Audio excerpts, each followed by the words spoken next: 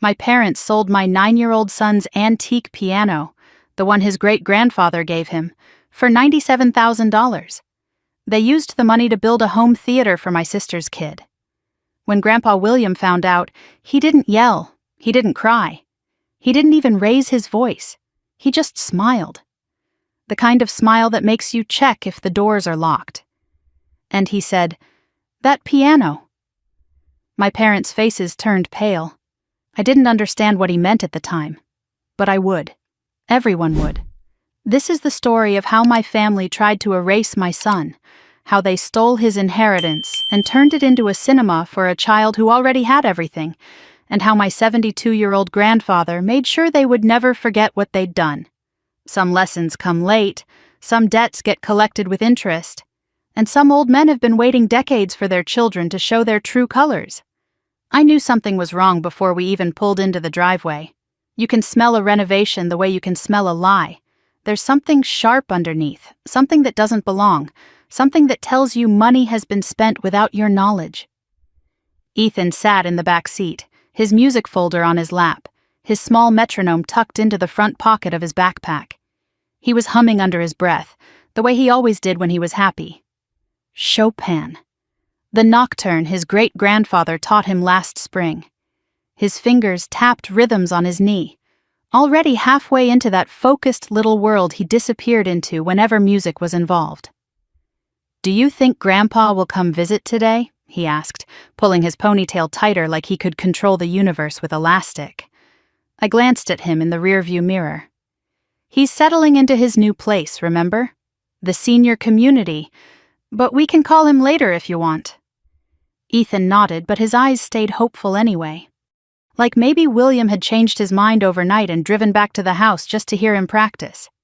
My son had a gift for believing in people who actually deserved it. It was the people who didn't deserve it that worried me. "Mom?" His voice was smaller now. "Why does Grandma always ask about Jaden's grades but never about my recitals?" I didn't have a good answer for that. I'd been asking myself the same question for 9 years. "Grandma's just busy," I said. The lie tasted like dust. Ethan didn't push. He never did. That was the problem. We turned onto my parents' street, and that's when I saw the truck. A big white contractor's vehicle with a construction company logo on the side, parked right in the driveway like it owned the place. Behind it, a stack of materials sat by the garage. Wood, insulation, something wrapped in plastic that looked expensive. I pulled to the curb and cut the engine. The smell hit me the moment I opened my door. Fresh paint, sawdust. That sharp chemical tang of new things being built on top of old secrets. Maybe they're fixing the music room. Ethan was already unbuckling, his face bright with possibility. Grandpa always said it needed better lighting. I didn't answer. My gut was already tightening, already sensing what my brain refused to acknowledge. We walked up to the front door. I had a key. Not because I was especially trusted, but because I was useful. There's a difference. One gets you love. The other gets you access codes and errands. I'd learned to stop confusing the two around the time Ethan was born. The second I opened the door, I heard it. Power tools. Muffled but unmistakable. Coming from the back of the house from the direction of the formal living room. And beneath that sound, voices, laughter, the comfortable chatter of people spending money they hadn't earned. Ethan tiptoed inside like he was entering a museum. The entryway had been transformed. Tarps covered the hallway runner. Cardboard boxes lined the walls. Someone had taped off sections with blue painter's tape, which in my family was a polite way of saying, "Don't touch anything, peasant." "What's going on?" Ethan whispered. I shook my head and kept walking. We passed the family photos on the wall. I'd stopped counting years ago how few of them included Ethan. My sister Melissa's son Jaden dominated every surface. Soccer trophies, school portraits, vacation snapshots from beaches I'd never been invited to visit. And Ethan? One photo, from 3 Christmases ago, partially hidden behind a decorative plant. The noise grew louder as we approached the back of the house. I could see it now through the archway. where my parents' formal living room used to be, where Clara's piano had sat for as long as I could remember, was now a construction zone. Workers in paint-spattered clothes moved with purpose. One of them carried a speaker the size of a small refrigerator. Another adjusted something on the ceiling, some kind of mount. And against the far wall, where the antique Bösendorfer had rested for decades, I saw a massive screen being installed. Projection equipment, acoustic panels, leather seats stacked in the corner, still wrapped in plastic. A home theater, a full professional home theater, right where my son's piano used to live. Whoa! Ethan's eyes went wide. Is this for movie nights? There was so much hope in his voice that I actually hated everyone I was related to in that moment. I don't know, I said carefully. Let's find your piano first. I pulled him away from the construction, toward the hallway, toward the music room where the Bösendorfer was supposed to be. The room William had set up specifically for Ethan's practice. Climate-controlled, humidity monitored. A lock on the door because my grandfather wasn't born yesterday. The door was open, the humidifier was still running, the sheet music was still on the shelves. William's old reading chair still sat in the corner.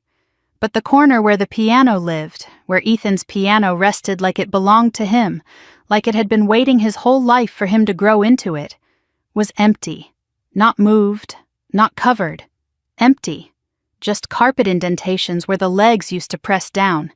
Marks from decades of sitting in one sacred spot. A ghost of something that was supposed to be permanent. Ethan didn't scream. He didn't even inhale. He just froze. Then he walked to the corner slowly, like approaching a wound, like if he moved too fast he might make it worse. He touched the wall where the piano used to lean, looked behind the chair, under the shelf. Searching for something that logic told him couldn't be there, but hope demanded he look for anyway. Then he turned to me. Did Grandpa change his mind? His voice was small, careful, like he was afraid to disturb the air, like the question itself might get him in trouble, not angry. That would have been easier. Angry I could have worked with.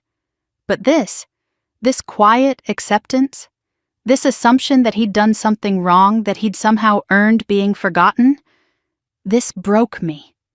No, I said, and my throat was so tight the word barely escaped. Grandpa did not change his mind. Ethan nodded once, too hard, like he was forcing the moment to behave. His fingers drifted to the edge of the music stand, reaching for keys that weren't there. When he felt nothing, he pulled his hand back fast like he'd touched a hot stove. His eyes got glossy, but nothing fell. 9 years old, and he'd already learned to hold it in. I noticed something else missing then. The framed photograph that always sat on the piano. William and Clara on their wedding day, standing beside the Bösendorfer, young and hopeful and completely unaware of what their family would become. That was gone too. I knelt beside Ethan, gripped his shoulders, made him look at me. Grandpa did not change his mind, I repeated. Do you understand me? He loves you. He would never take the piano back. Then where is it? I didn't have an answer, not yet. But I could feel where this was heading, and every instinct I had was screaming that my son was standing in the middle of something ugly that I should have seen coming. Stay here, I told him. I'm going to find out what happened. I left him in the empty music room because I needed him not to see my face when I found out the truth. I could feel the anger building, but it wasn't hot. It was cold, the kind of cold that burned slow and didn't stop. I walked toward the kitchen. I'd spent 31 years being the good daughter, the one who didn't make waves, the one who let Melissa shine and Patricia control and Richard dismiss. I'd swallowed so much for the sake of family peace that I'd forgotten what my own voice sounded like. But my son was in that room right now, blaming himself for something he didn't do, teaching himself for the 100th time that he wasn't important enough to protect. That ended today. I reached the kitchen doorway and stopped. My mother sat at the table, phone in one hand, coffee mug in the other. Her hair was pulled back, her makeup perfect, her expression the carefully constructed mask of a woman who believed she was always right. My father scrolled through something on his tablet, calm as a man who'd never been told no in his life. And Melissa, my sister, perched on a stool by the counter, sipping something green and expensive, her designer bag hanging off her shoulder like a badge of honor. None of them looked up when I entered. I stepped into the kitchen. "Where is Ethan's piano?" My mother's cup froze halfway to her lips. My father's finger paused mid-scroll. "And Melissa?" she smiled. That smile told me everything I needed to know, and nothing I wanted to hear. The kitchen went silent. Not the comfortable kind of silence between people who understand each other, the sharp kind. The kind that happens when someone asks a question nobody wants to answer. My mother set down her coffee cup with a careful clink. Her smile was back, but it didn't reach her eyes. It never did when she was about to lie. "Good morning to you too, Amanda." I didn't move, didn't smile back, didn't give her the satisfaction of pretending this was a normal Saturday. I said, "Where is Ethan's piano?" My father sighed. The sound of a man who believed the world should rearrange itself around his comfort. He set down his tablet and looked at me the way he'd looked at me my entire life, like I was a minor inconvenience between him and something more important. "What's the problem now?"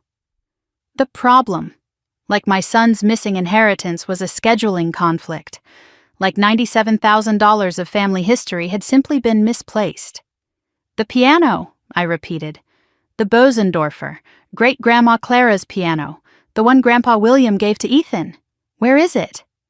Melissa snorted without looking up from her phone. "Oh, please." My mother took another sip of her coffee. Slow, deliberate, the gesture of a woman who controlled every room she entered. "Your father handled it." Handled it. That phrase had followed me through my entire childhood. Your father handled the college fund. Your father handled the inheritance split.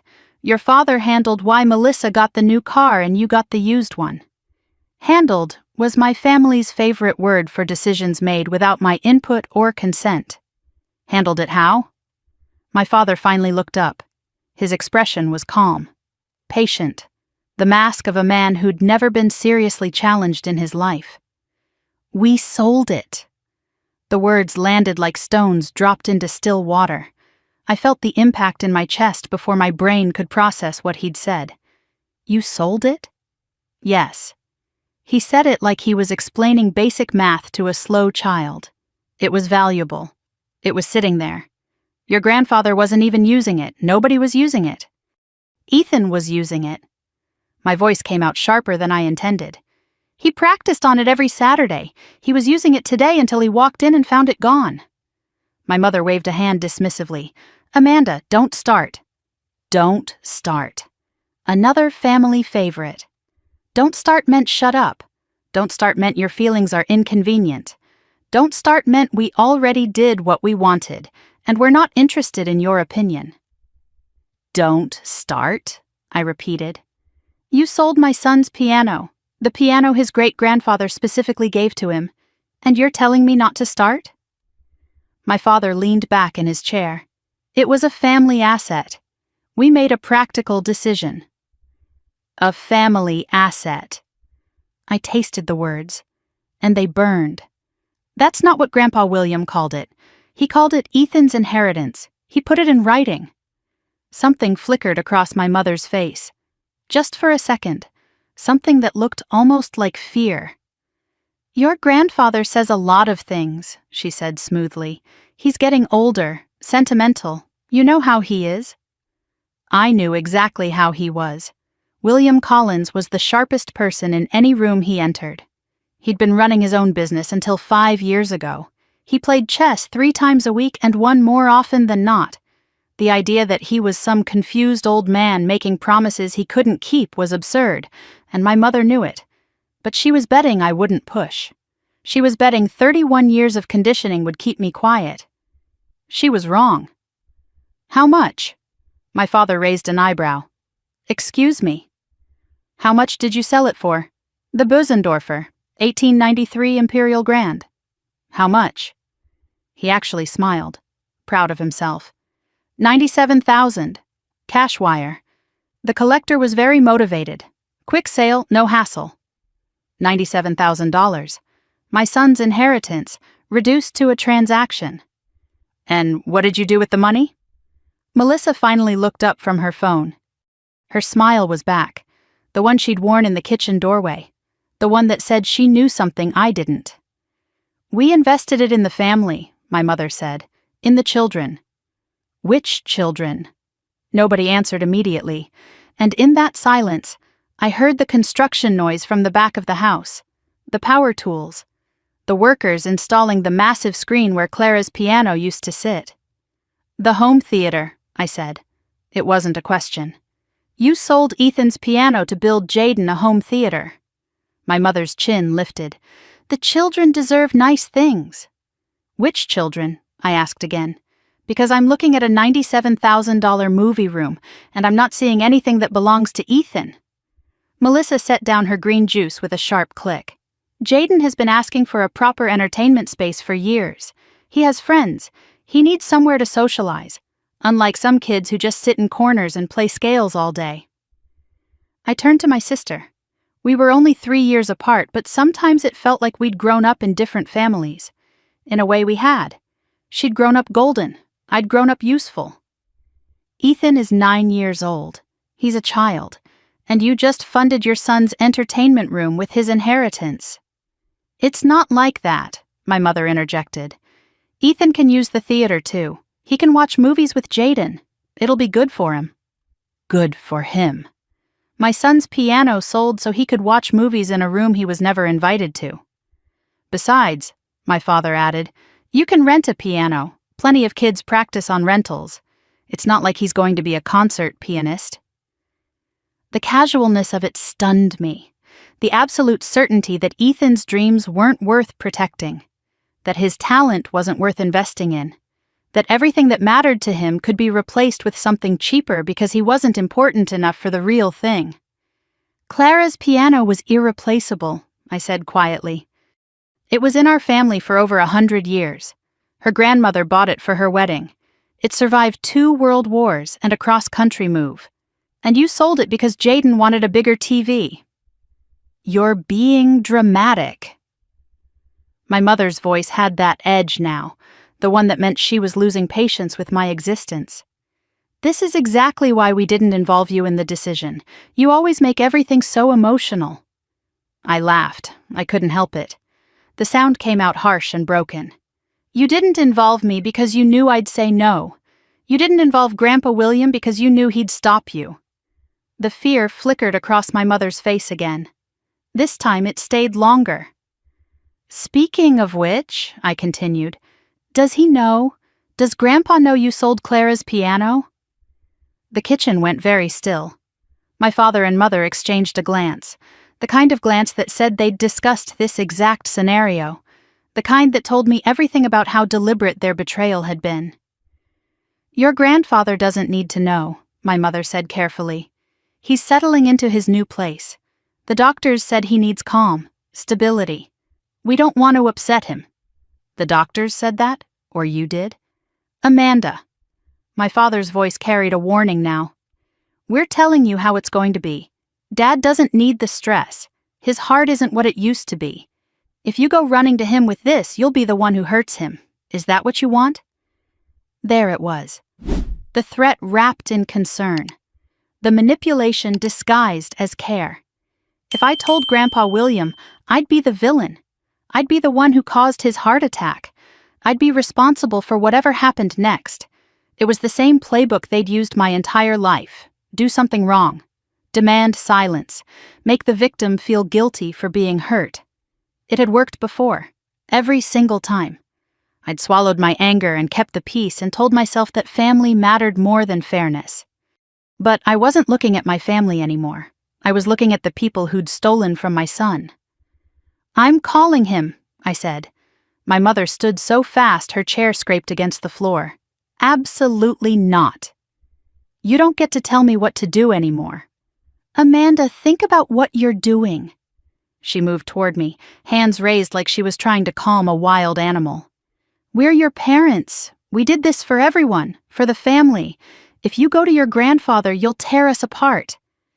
You tore us apart when you sold a 9-year-old's piano to build a cinema for his cousin. Melissa's voice cut in from behind me. God, you're so jealous. You've always been jealous. Of me, of Jaden, of everything I have. This is just your way of getting back at us. I turned to my sister, really looked at her.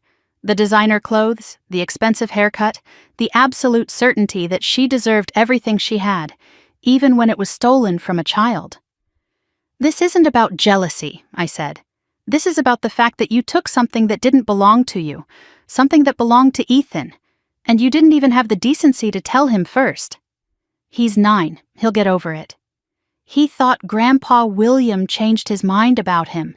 He thought his great-grandfather stopped loving him. He's in that empty room right now wondering what he did wrong. For just a moment, something flickered across Melissa's face, something that might have been shame, but it was gone before I could be sure, replaced by the defensive anger I knew so well. That's not our problem. You're his mother. You explain it to him. I stared at her, at all of them. My mother with her careful mask, my father with his dismissive calm, my sister with her designer indifference. These were the people who were supposed to love me, supposed to love my son, and they'd sold his inheritance without a second thought because Jaden wanted something nicer. I turned and walked out of the kitchen. Amanda! My mother's voice followed me. Amanda, don't you dare! I didn't stop. I walked down the hall, past the family photos that didn't include my son, past the construction noise that used to be silence, back to the music room where Ethan waited. He was still there, sitting on the floor now, his music folder open on his lap. Sheet music for the Chopin Nocturne he'd been planning to practice. The piece his great-grandfather taught him, the piece he'd never play on Clara's piano again. He looked up when I entered. His eyes were dry, but I could see the effort it was taking. They sold it, didn't they? Not a question, a statement, like he'd already known and was just waiting for confirmation. How did you know? He shrugged, too small, too resigned for a 9-year-old. Aunt Melissa told Jaden last week. Jaden told me at school. He looked down at his sheet music. He said I wouldn't need it anymore anyway. My heart cracked clean in two. You knew for a week? You didn't tell me? Another shrug. I didn't want to make trouble. Didn't want to make trouble. 9 years old and already convinced that his pain was less important than everyone else's comfort. That speaking up would only make things worse. That the best thing he could do was be small and quiet and invisible. I knelt beside him and pulled him into my arms. He didn't resist, but he didn't melt into me either. He stayed stiff, controlled, protecting himself even from comfort. Jaden said something else, he mumbled into my shoulder. What? He said Grandpa probably wanted to get rid of it anyway. He said old people forget who they love. I held him tighter, felt the anger building in my chest, colder and harder than anything I'd felt before. That's not true, I said. Grandpa William loves you more than anything. He didn't forget. He didn't change his mind. He didn't know this was happening. Ethan pulled back and looked at me, his grandfather's eyes, Clara's eyes, steady and old and far too wise for 9 years. Are you going to tell him? I thought about the threats, the manipulation, the guilt they'd tried to load onto my shoulders. I thought about my father's warning that I'd be the one to hurt William, that I'd be responsible for whatever happened next. And then I thought about my son, sitting in an empty room, blaming himself for someone else's cruelty, learning one more time that he wasn't worth protecting. Yes, I said, I'm going to tell him everything. Ethan nodded slowly. Then, so quietly I almost missed it, he said, Good. We walked out of the music room together, past the construction, past the kitchen where I could hear my mother's voice rising in agitation, past the front door and into the sunlight. I buckled Ethan into the car, got behind the wheel, started the engine. As I pulled away from the house, I saw my mother appear in the doorway, Her face was pale. Her hands were shaking. Good.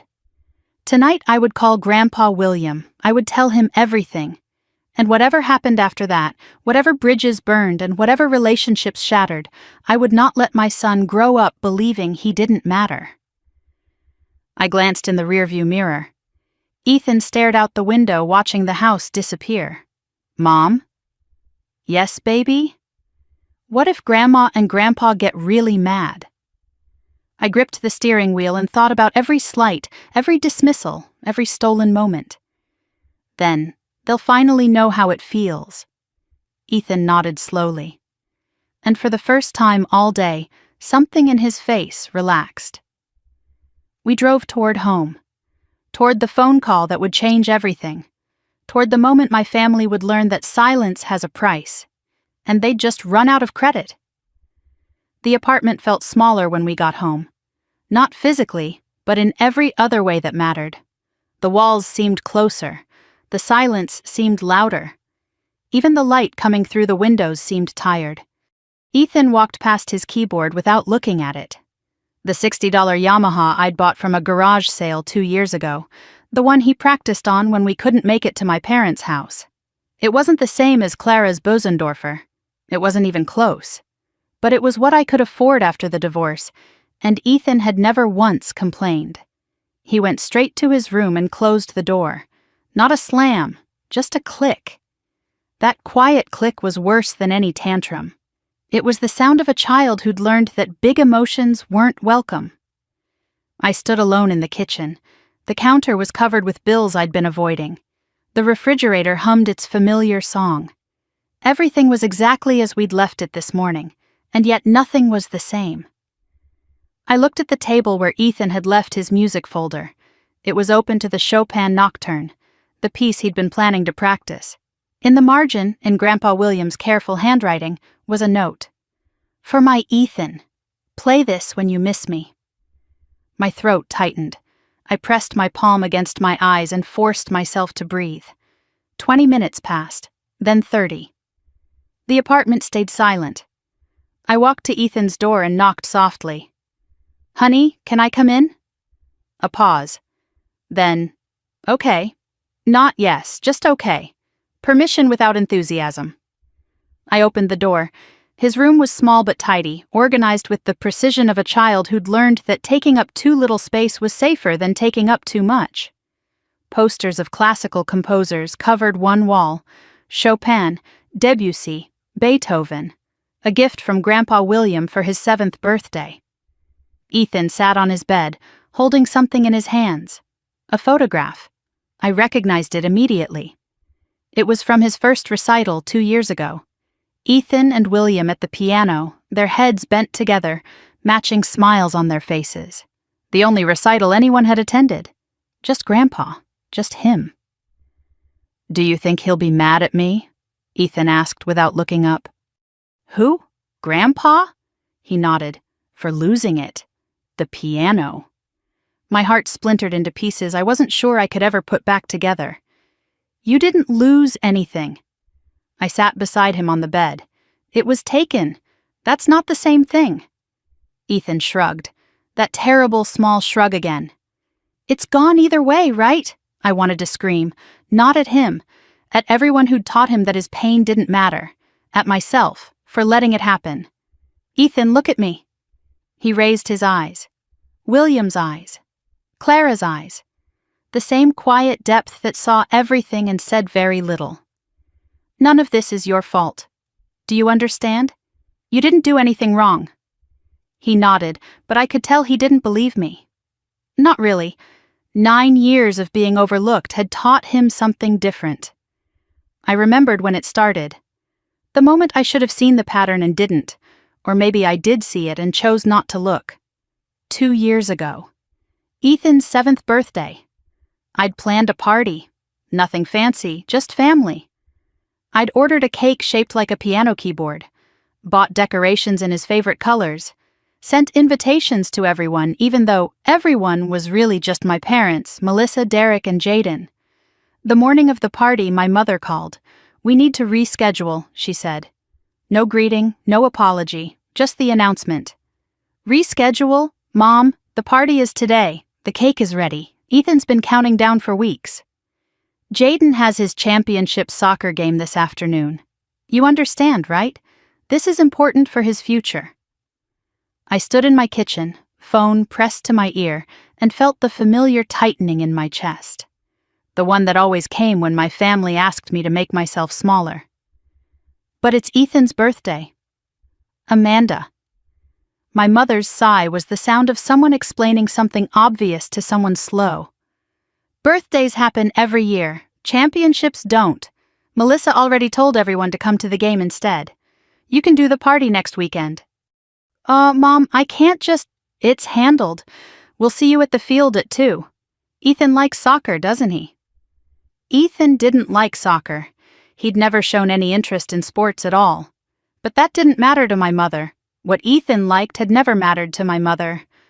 I hung up and stood there, trying to figure out how to tell my 7-year-old that his birthday had been canceled for his cousin's soccer game. I didn't have to tell him. He'd been standing in the hallway, listening. He wore his pajamas and his bedhead, and his eyes were too old for his face. "It's okay, Mom," he said. "We can do it later." He said it like he meant it, like he'd already learned that his things could be moved, his moments could be postponed, his joy could wait for more important people. The party never happened. Next weekend became next month, and next month became, we'll do something special for Christmas. And Christmas came and went without anyone mentioning the birthday that got erased. Ethan never asked about it again. He just stopped expecting. But someone remembered.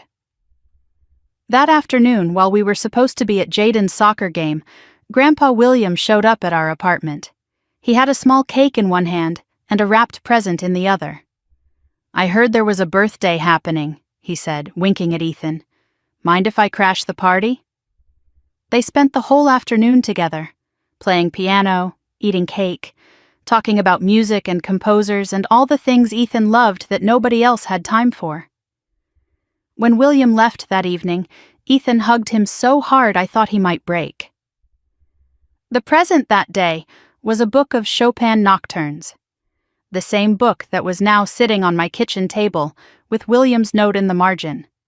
I looked at my son now, still holding that photograph, still blaming himself for something he didn't do. "Ethan, can I ask you something?" He nodded. "Why didn't you tell me? When Jaden told you about the piano, why didn't you come to me?" He was quiet for a long moment. When he spoke, his voice was barely above a whisper. "I didn't want to make you sad. You already had a lot of things to worry about, with the job and the bills and everything." 9 years old. Protecting his mother from his own pain. Swallowing his grief so I wouldn't have to carry it. "Ethan, you never have to protect me like that. Your feelings matter. Your sadness matters. You matter."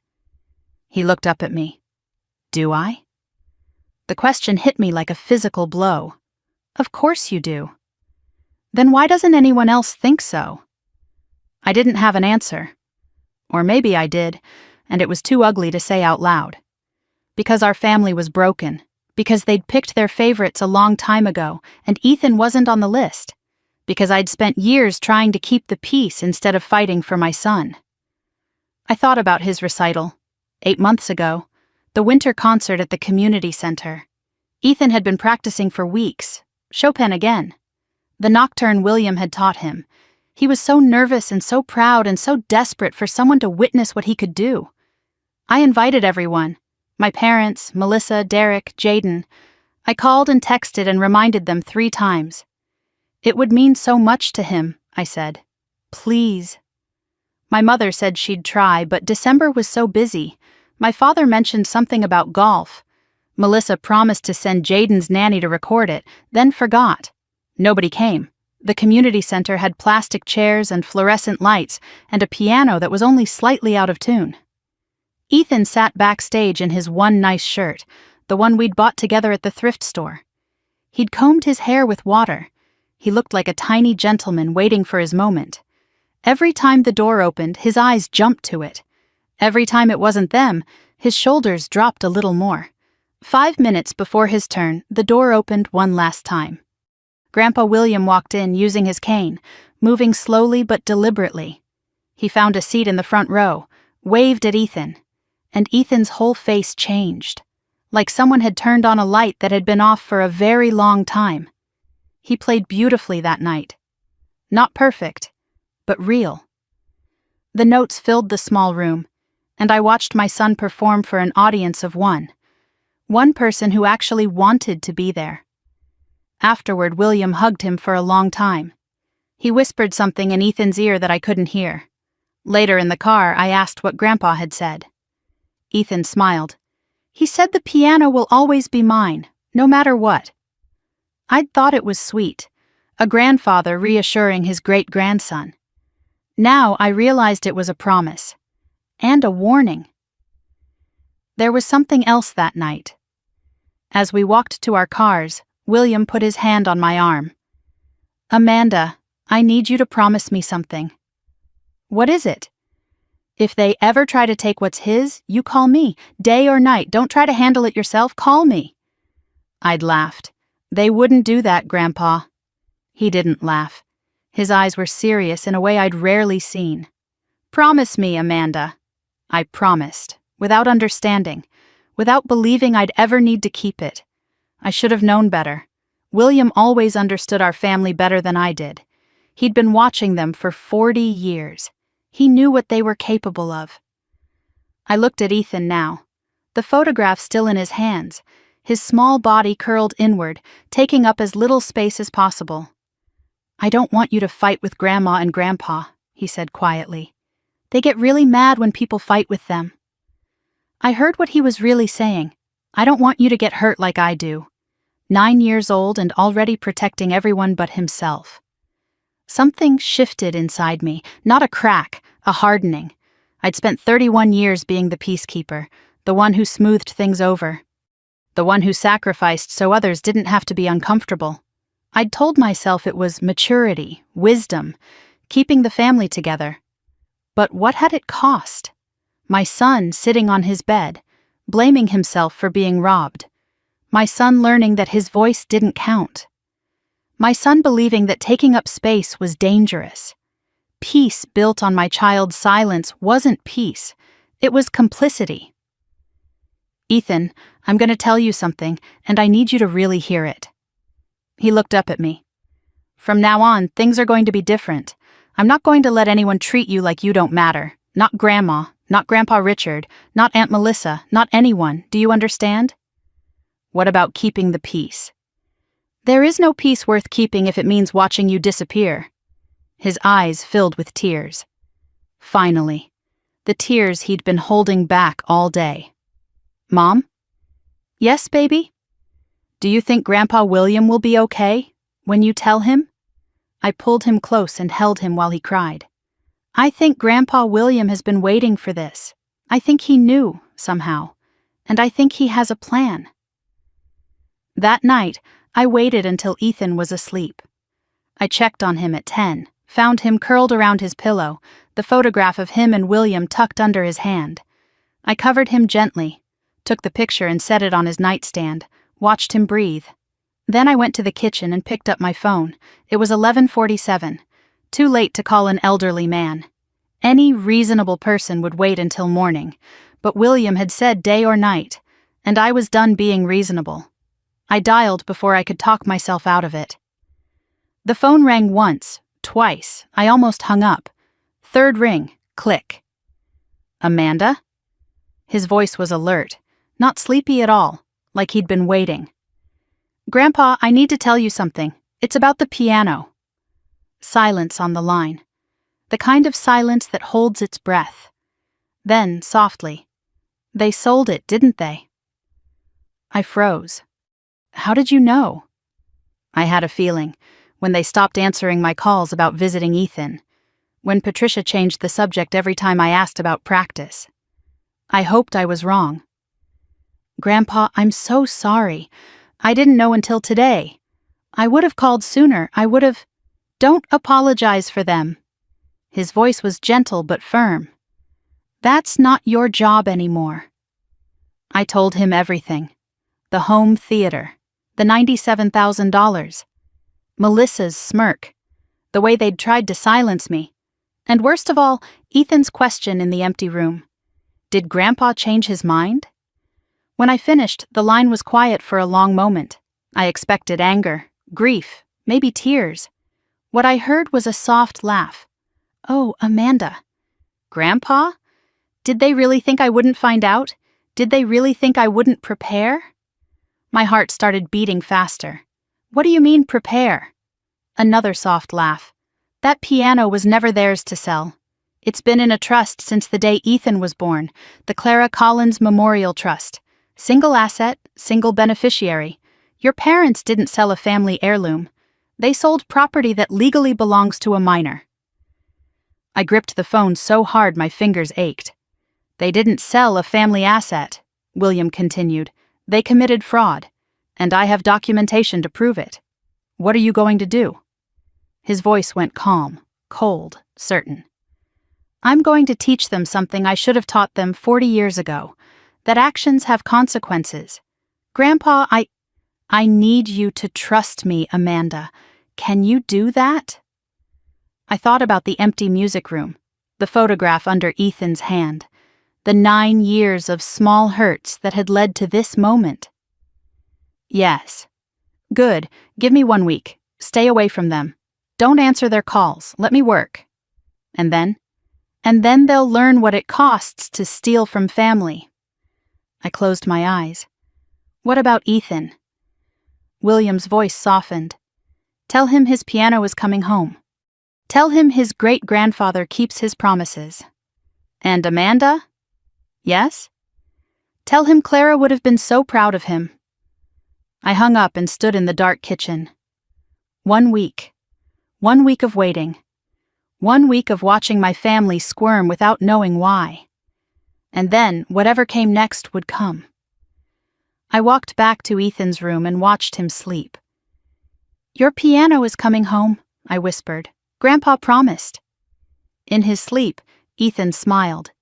It was the first real smile I'd seen from him all day. 7 days felt like 7 years. 7 days of waiting, wondering, checking my phone every hour for a message that never came. 7 days of pretending everything was normal while knowing nothing would ever be normal again. William had asked me to trust him. "Give me 1 week," he'd said. And I'd agreed, because what choice did I have? Because he was the only person in my family who had ever kept a promise to my son. But trust is easier to give than to hold on to when the silence stretches long. Ethan went to school, did his homework, ate his vegetables, moved through the days like a small ghost, present but not quite there. He didn't touch his keyboard once, not a single note. The silence in our apartment felt like a held breath, like the whole world was waiting for something to break. My phone buzzed constantly, but never with the message I wanted. Patricia called twice. I let it go to voicemail both times. Melissa texted a string of demands and accusations. Richard sent one message, cold and clinical, warning me not to make things worse. I responded to none of them. For the first time in my life, I didn't apologize, didn't explain, didn't smooth things over. It felt like freedom. It felt like falling. Thursday night, my phone buzzed with an unknown number. My heart jumped. "Saturday, 2 p.m. My place. Bring Ethan." A pause, then simply, "W." Short, certain, no room for questions. Whatever was coming, it was coming soon. Saturday arrived gray and cool, the kind of autumn afternoon that couldn't decide between rain and reluctant sunshine. I drove to Willow Creek Senior Living with Ethan in the back seat. Both of us quiet, both of us nervous, both of us hoping for something we couldn't quite name. "Is Grandpa okay?" Ethan asked as we pulled into the parking lot. I glanced at him in the rearview mirror. "I think he's more than okay." "What does that mean?" "I think it means he has a plan." Willow Creek was nicer than I'd expected. Not fancy, but comfortable. Well-maintained grounds, friendly staff, the kind of place where people went to live, not just to wait. William had chosen it himself, over Patricia's objections. She'd wanted somewhere more prestigious, more expensive, more impressive to mention at dinner parties. William wanted somewhere peaceful, somewhere he could think. I was beginning to understand why. We walked to his unit, Ethan holding my hand. His palm was sweaty. Mine was too. The door opened before I could knock. William stood there in his usual cardigan and khakis. But something was different. He looked sharper, more alert, like a man who'd been resting for years and finally had a reason to wake up. He hugged Ethan first, long and tight and wordless. Then me. "Thank you for coming," he said. "Thank you for trusting me." Inside, his apartment was small but warm, photos of Clara everywhere, her smile watching us from the dresser, the bookshelf, the wall above his reading chair. The smell of peppermint tea filled the air. And on the dining table sat a briefcase, old leather, brass clasps. I'd never seen it before. "Sit down," William said. "Both of you, I have a lot to tell you." He made tea, peppermint for us, hot chocolate for Ethan. Moved through his small kitchen with the careful precision of a man who had learned to do everything himself. When we were all settled, cups warming our hands, William reached for the briefcase. "I need to tell you both a story," he said. "About the piano, about Clara, about why your parents made a very serious mistake." Ethan leaned forward. I held my breath. "The piano was a wedding gift," William began. 1952. Clara's grandmother sold everything she had to buy it, jewelry, furniture, even her own instrument. She said Clara deserved something worthy of her talent. He pulled out a photograph, black and white. A young couple standing beside a grand piano. William and Clara on their wedding day, both of them young and hopeful and completely unaware of what the future would hold. Clara played that piano every night for 53 years. Through 4 houses and 2 states and everything life threw at us. When she got sick, when her hands couldn't manage the keys anymore, she made me promise. His voice caught. He took a breath. She made me promise the piano would go to someone who would love it. Not sell it, not store it, not see it as an asset to be liquidated. Someone who would hear it the way I heard her. "Did you know who that would be?" Ethan asked quietly. William smiled. "Not for years. Your father never showed interest. Patricia certainly didn't. She asked me to sell it more than once, said it was wasted space." He looked at Ethan. "Then you were born. And the first time you came to our house, 3 years old and barely able to reach the keys, you walked up to that piano and pressed one note. Just one. And you listened. Waited for it to fade completely before pressing another." Ethan's eyes were wide. Most children bang on the keys, make noise, but you listened. William's voice grew thick. "That's when I knew. Clara would have chosen you." He reached into the briefcase and withdrew a document. Official looking, legal language, stamps and signatures. "This is the Clara Collins Memorial Trust. I established it 7 years ago when Ethan was 2.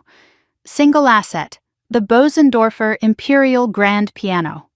Single beneficiary, Ethan James Collins." The words landed like stones in still water. "The piano was never a family asset," William continued. "It was never something your parents had any right to touch. It belongs to Ethan, legally, completely, irrevocably." I stared at the document, at the language I could barely understand but somehow felt in my bones. "They sold something that wasn't theirs," I said slowly. "Yes." "They sold property held in trust for a minor." "Yes." "That's not just wrong, that's illegal." William nodded. "Under state law, it's classified as conversion, selling trust property without authorization. In criminal terms, it could be charged as theft or fraud." Ethan spoke up, his voice small but steady. "Does this mean I can get it back?" William reached over and took his great-grandson's hand. "It means the piano was always yours. It still is. And no one, not your grandparents, not anyone, can change that." I felt something shift in my chest. Hope, maybe. Or the beginning of justice. "What about the buyer?" I asked. "The collector who paid $97,000? Andrew Chen has been in contact with him. He's a legitimate collector who believed he was making a legitimate purchase. When he learned the truth, he was furious." William smiled thinly. "Not at us. At your parents'. He's cooperating fully with recovery efforts. The piano is coming back? It's already secured. Andrew arranged pickup 3 days ago. It's in climate-controlled storage, waiting. Ethan made a sound. Not quite a laugh, not quite a sob. Relief escaping in a rush. But there's something else, William said. Something about the house. I looked up. The house? William reached into the briefcase again. Withdrew another document. Older than the first. Yellowed with age. A property deed. When Clara and I bought that house in 1978, we paid cash. Put it in both our names. When she died, ownership transferred solely to me. He met my eyes. I never gave it to your parents, Amanda. I let them live there. That's not the same thing. The words hung in the air. They've been living in your house, I said slowly, for 40 years, and they think they own it. They assumed. They never asked, just like with the piano. William's expression hardened. They see what they want to see, and they take what they think no one is watching. Why? I asked. Why let them believe it was theirs for so long? Because I know my son, and I knew Patricia the moment I met her. If I'd given them the house, they would have mortgaged it within 5 years, sold it within 10, used it as leverage in ways Clara never would have wanted. He paused. Some things need to be protected from the people who think they own them. Ethan, who had been listening quietly, spoke up. So they're living in your house, and they sold my piano, and they used the money to build a movie theater. William looked at his great-grandson with something like pride. That's exactly right. What are you going to do? William leaned back in his chair. I've had 40 years to watch your father make choices. 40 years to hope he'd become the man Clara believed he could be. 40 years of disappointment. His voice was steady. But stealing from a child to build himself a cinema, that's where it ends. He outlined the plan in simple terms. Step 1, recover the piano. Already done. Step 2, notify Richard and Patricia of the trust violation and their legal liability. Happening Monday. Step 3, address the living situation. They built a $97,000 home theater in my house, William said, using money stolen from my great-grandson, without asking permission, without even considering that they might not have the right. What happens to them? I asked. They have 60 days to find somewhere else to live. The number landed like a verdict. 60 days. The same arbitrary timeline they'd given Ethan when they erased his piano from existence. And if they fight it? William's smile was thin. Andrew has a file that will bury them. Documentation going back 40 years. Every communication, every assumption, every lie. If they want to take this to court, they'll lose. And they'll lose publicly. I thought about my parents, their pride, their carefully constructed image, the way they'd spent decades presenting themselves as successful, generous, respectable people. All of it built on a foundation of borrowed everything. Ethan spoke again. Grandpa, why did they do it? William was quiet for a moment. When he answered, his voice was gentle. Because they've always put some people first and others last. Your mother was always last in their eyes, and because you're her son, they treated you the same way. That's not fair. No, it isn't. But that's the truth.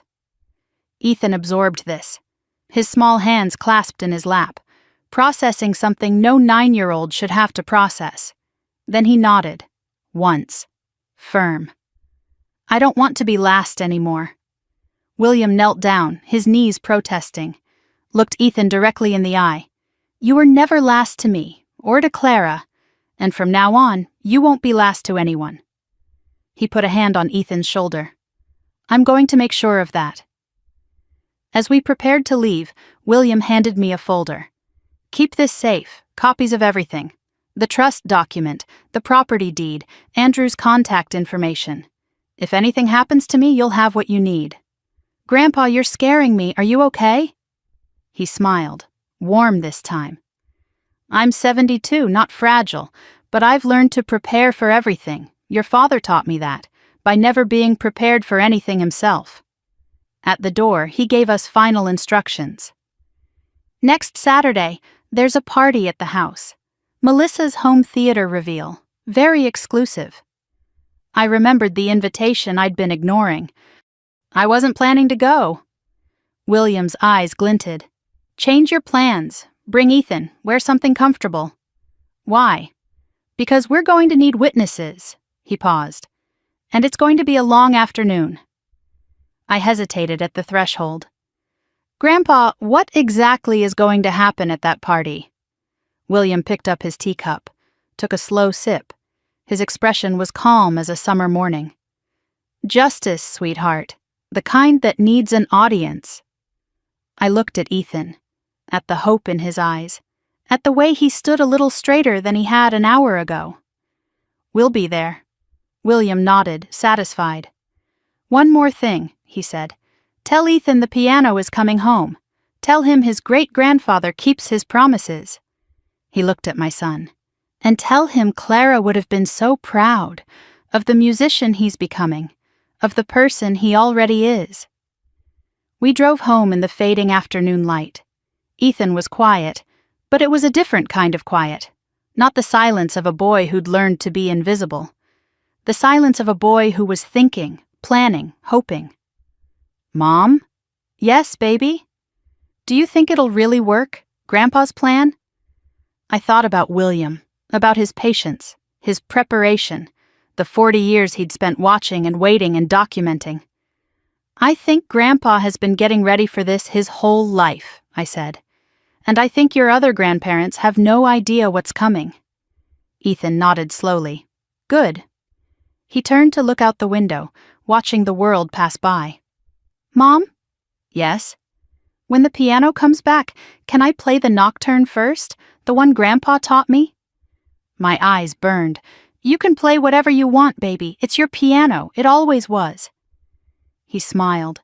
The first real smile I'd seen from him in weeks. 6 more days until the party. 6 more days until everything changed. I gripped the steering wheel and drove toward home. Toward whatever came next. The morning after William's call, I woke to unfamiliar silence. Not the silence of peace, the silence of anticipation, the kind that hums beneath your skin like a current waiting to spark. Ethan was already awake. I found him at his keyboard, not playing, just touching the keys, running his fingers over them like he was remembering something better. I'm practicing in my head, he said without looking up, for when the real one comes back. My heart cracked and healed in the same breath. That's a good idea. Grandpa said to trust him, so I'm trusting him. 9 years old and already better at faith than I'd ever been. The weeks stretched ahead of us like a minefield. 6 days until whatever William had planned. 6 days of pretending I didn't know what was coming. He'd been clear on the phone. Act normal. Don't warn them. Surprise is the only advantage we have. I wasn't sure I could fake it. But for Ethan, I would try. My phone buzzed on the kitchen counter. A text from my mother. Amanda, we need to talk. Call me today. Not a request. A summons. The tone she used when she expected immediate obedience. I stared at the screen for a long moment. Then I typed back, busy today, maybe later this week. The read receipt appeared instantly. She was watching, waiting, testing. The game had already begun. Monday morning, my phone rang during my job interview prep. I'd been unemployed for 3 months, ever since the company I worked for downsized. Another thing my family knew and used against me. Another reason Ethan didn't need that expensive piano, according to them. I let the phone ring 4 times before answering. Finally. My mother's voice was sweet on the surface, steel underneath. I've been trying to reach you all weekend. I told you I was busy. Too busy for your own mother? I didn't take the bait. What do you need? I wanted to check on you. You left so abruptly on Saturday. You seemed upset about the renovations. The renovations, that's what she was calling it now. Not the theft. Not the betrayal. The renovations. I was surprised, I said carefully. That's all. Surprised about what? About the piano being gone. Ethan was looking forward to practicing. A pause. I could almost hear her calculating. Amanda, we've been over this. The piano was just sitting there. Ethan can practice at school, or you could rent one. We made a practical decision for the whole family. I bit my tongue so hard I tasted copper. I understand, I said. I didn't. Good. Her voice shifted, becoming casual in a way that made my neck prickle. By the way, have you spoken to your grandfather lately? There it was, the real reason for the call. Not really, why? He's been odd. Hasn't returned your father's calls. We're a little worried about him. Worried, right. Worried he might find out what they'd done. I'm sure he's just settling in, I said. He's 72, Mom. Maybe he's tired. Maybe. She didn't sound convinced. Well, if you do talk to him, let us know. We want to make sure he's all right. I promised nothing, she noticed. Amanda, you'll tell us if something's wrong? I'll talk to you later, Mom. I hung up before she could push harder. My hands were shaking, not from fear, from restraint. 31 years of telling my mother what she wanted to hear, and now I had to do it for 6 more days.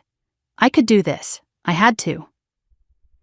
Tuesday brought Melissa. The texts started around noon, one after another piling up like accusations. Mom says you're being weird. What's your problem? You're not still upset about the piano thing, right? It's a piano, Amanda. Get over it. Jaden is so excited about the theater. You should see his face. I read each one, responded to none. When texting failed, she called.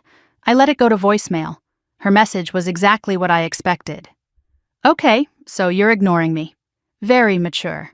Look, I need you at the reveal party Saturday. Mom wants family photos. Wear something nice for once. And bring Ethan. Jaden wants to show him the surround sound. Call me back. Jaden wants to show Ethan the surround sound bought with Ethan's inheritance. I saved the voicemail. Evidence of tone, if nothing else. That evening, another text arrived. This one from Derek, Melissa's husband. Hey, Amanda. Sorry about all this. For what it's worth, I told them it was a bad idea. I stared at the message. Derek had never texted me directly before. In 15 years of marriage to my sister, he'd barely spoken to me at family gatherings. He existed in Melissa's shadow, agreeing with whatever she said, funding whatever she wanted. Why was he reaching out now? Was he trying to distance himself? Did he sense something coming? I didn't respond to him either, but I filed it away. A crack in the facade, maybe. Or a trap. Wednesday, my father called. This was unusual. Richard never called directly. Patricia usually handled what they called Amanda management. The fact that he was reaching out himself meant they were escalating. Your mother's concerned, he said without greeting. She thinks you're planning something. I almost laughed. Planning what? I don't know, but you've been quiet. That's not like you. Not like me to be quiet. Not like me to stop apologizing. Not like me to refuse the role they'd assigned me. I've just been busy, Dad, job hunting. Right. He didn't believe me. You haven't told your grandfather about the piano, have you? Why does everyone keep asking me that? Because he doesn't need that kind of stress. His heart isn't what it used to be. The doctors... Which doctors? Have you talked to his doctors? A pause. Amanda, don't take that tone with me. I forced my voice flat. I haven't told him anything. Technically true. He already knew. Richard exhaled. Good. Keep it that way. What's done is done. Telling him now only hurts him. I understand. Good. His voice warmed slightly, the reward for compliance. Look, I know you think we favor Melissa, but we're doing what's best for everyone. The theater will be great for family gatherings. You'll use it too. Ethan can watch movies with Jaden. It'll be good for him. Good for him. My son's inheritance turned into movie nights for his cousin. I'm sure it will be wonderful, I managed. See you Saturday. Wear something nice. The same instruction as Melissa. Coordinated messaging. They'd talked about how to handle me. I hung up and stared at the wall. 3 more days. 3 more days of swallowing glass. That night, I called Grandpa William. "They're getting nervous," I told him, "asking if I've talked to you." His chuckle was soft. "Good, let them sweat." "Is everything ready?" "Andrew filed the paperwork today. We're right on schedule." "What paperwork?" A pause. "You'll see Saturday. Trust the process, sweetheart." I did trust him, but the waiting was torture. Thursday after school, Ethan came home quieter than usual. I asked about his day. He shrugged. "Fine." Then he looked at me with those old eyes of his. "Mom, why do you look so tired?" I hadn't realized it showed. "You keep checking your phone," he continued, "and you don't sleep. I hear you walking around at night." I knelt to his level. "I'm just thinking about things." "About Saturday?" "Yes." "About what Grandpa's going to do?" I hesitated. How much should a 9-year-old know about family warfare? "It's okay, Mom." Ethan's voice was steady. "I know something's happening. Grandpa said the piano's coming back, and that things will be different. I don't know what that means exactly, but I trust him." He paused. "Don't you?" I pulled him into a hug. "I do. I really do." We stayed like that for a long moment. Then Ethan pulled back. "Mom, can I ask you something?" "Anything." "After Saturday, can we not go to Grandma's house anymore? I don't like how I feel there, small, like I'm in the way." My heart shattered for the 100th time that week. "You will never have to feel that way again," I promised. "Never." He nodded, then added, almost as an afterthought, "Jaden told everyone at school his family is rich now. He said his grandparents bought him a movie theater." I felt the anger rise in my chest. "I didn't say anything," Ethan continued, "but that's not true, right?" I looked at my son, his confusion, his quiet dignity, his refusal to fight back even when he'd been robbed. "No, baby, that's not true at all, and soon everyone will know it." Friday morning, the invitation arrived. A printed card in a cream envelope. Formal, official, absurd. "You are cordially invited to the Collins Family Home Theater reveal. Saturday, 2 p.m. refreshments provided. Dress code, smart casual." I read it 3 times. The audacity of formalizing their theft was almost impressive. They were so confident, so certain they'd gotten away with it. They had no idea what was coming. That evening, William called one last time.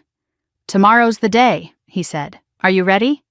"I think so. What should I expect?" "Expect them to be surprised. Expect them to be angry. Expect them to blame you." He paused. "Can you handle that?" I looked across the room. Ethan was at the keyboard, playing scales softly, preparing for a piano that hadn't arrived yet, believing it would. "Yes," I told William. "I can handle anything for him." "That's my girl." Pride in his voice, real pride, the kind I'd been waiting my whole life to hear from my parents. "Andrew will meet us there at 2:15, he continued. "Let them have their moment first. Let them feel proud. Then we'll remind them what pride costs." "Is this really going to work?" His voice was steel wrapped in velvet. "Sweetheart, I've been planning this since the day they looked at my great-grandson like he didn't matter. They just didn't know they were being watched." Before he hung up, he added one more thing. "The piano, it's been recovered. Andrew picked it up yesterday. It's in secure storage, waiting." My breath caught. "Where?" "Patience. Ethan will see it soon enough. But first we have a theater to unveil." The irony in his voice was unmistakable. That night, I checked on Ethan at 10. He'd fallen asleep with sheet music on his chest. The Chopin Nocturne, Grandpa's note still in the margin. I covered him gently and took the pages, set them on his nightstand next to the photograph of him and William at the recital. Then I sat alone in the dark living room. Tomorrow would change everything.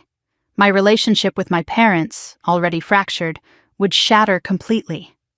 Melissa would never forgive me. The family I'd known would cease to exist. I thought about what I'd be losing. Sunday dinners I'd never enjoyed. holiday gatherings where Ethan was invisible, phone calls that always left me feeling smaller. Then I thought about what I'd be gaining. A son who knew he was worth fighting for, a grandfather who kept his promises, a future where silence didn't mean surrender. Was it worth it? I thought about the birthday party that never happened, the recital no one attended, the piano sold without a word, the home theater built on my child's stolen future. Yes, it was worth it. Not for revenge, not for satisfaction, for Ethan, for the boy who learned to be small. Tomorrow he would learn something different. My phone buzzed one last time. A text from an unknown number. Ms. Collins, this is Andrew Chen. Confirmed for tomorrow. See you at 2:15. I typed back, "Thank you, we'll be there." Then I set the phone down and watched the city lights through my window. Tomorrow. 6 days of waiting. And now it was almost here. Saturday morning, I woke at 6. My first thought was, today. My second thought was, no turning back. I showered, dressed, made breakfast, went through the motions of a normal morning while my pulse hammered in my ears. Ethan appeared in the kitchen already dressed, his good shirt, pants without holes, hair combed with water. "I'm ready," he said. I looked at him, so small, so determined.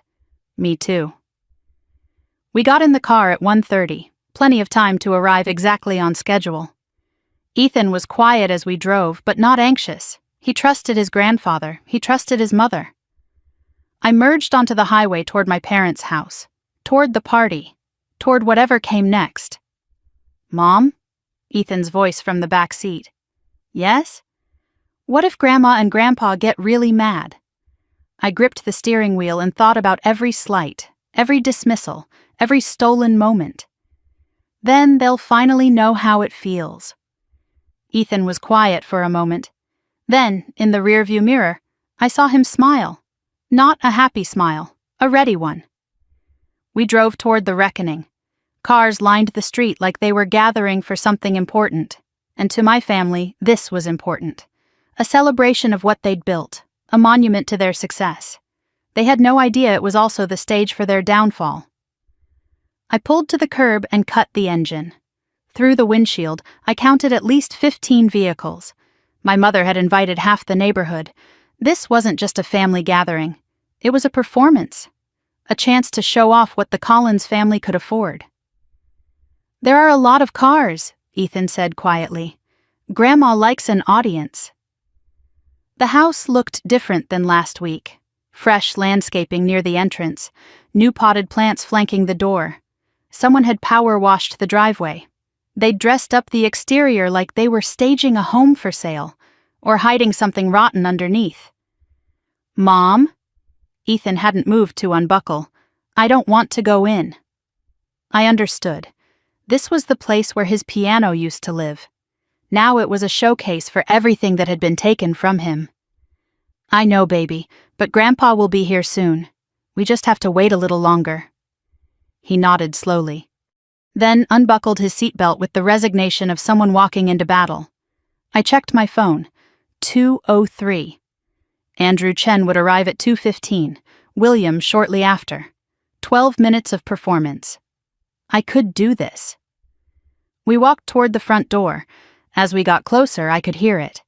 Bass thumping through the walls. They were already showing off the sound system. Ethan squeezed my hand.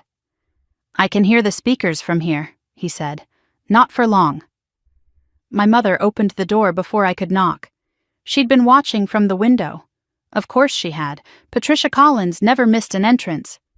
"There you are!" Her smile was wide, her hug stiff, all for show. The neighbors across the street were probably watching. I was starting to worry you wouldn't come. "We wouldn't miss it," I said. The lie tasted like ash.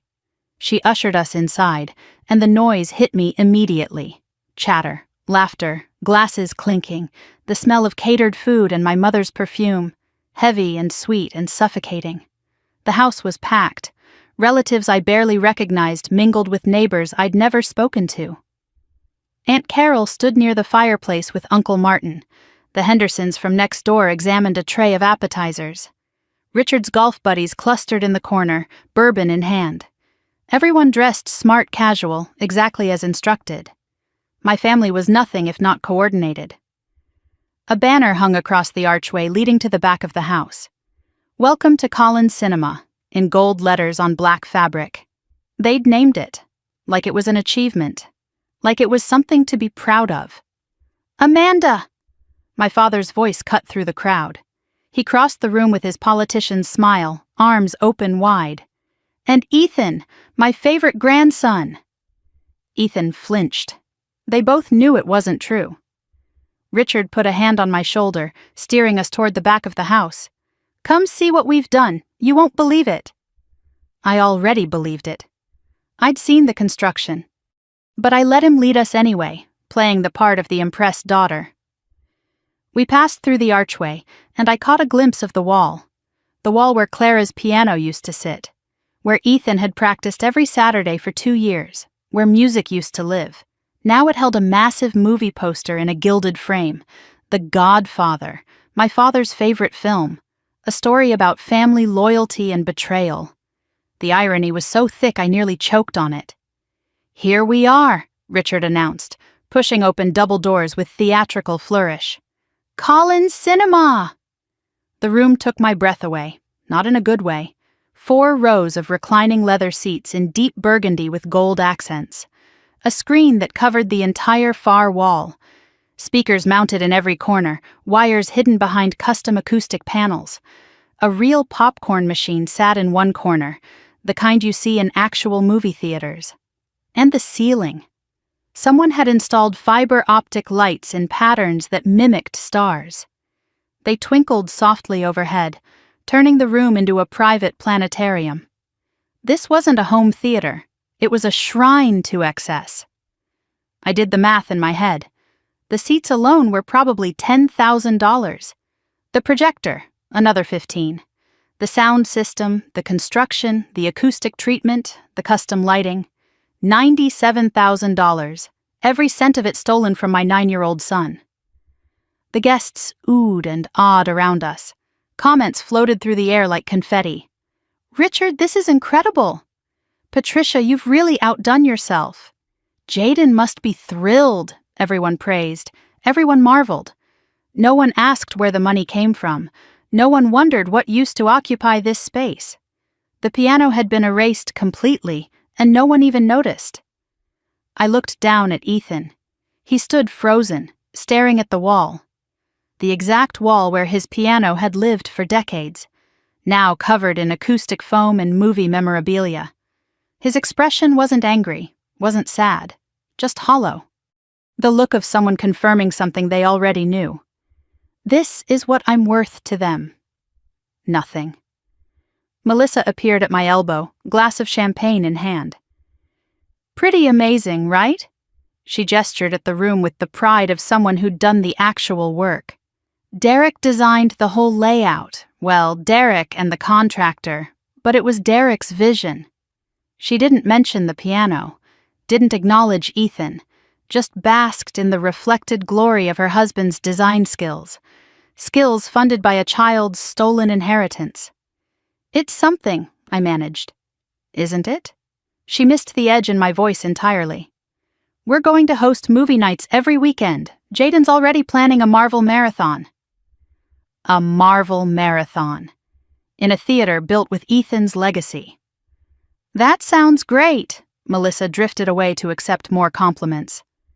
I stayed rooted in place, watching the room fill with admiration for something that should never have existed. "Everyone! Everyone!" Patricia's voice cut through the chatter. She stood at the front of the room, hands raised like a conductor. "Before we start the first movie, Jaden has something special to show you." My nephew bounded to the front of the room. 11 years old, confident, completely at ease in the spotlight. The opposite of Ethan in every way. "Okay, watch this." Jaden held up a wireless remote like a trophy. "I programmed everything myself." He pressed a button.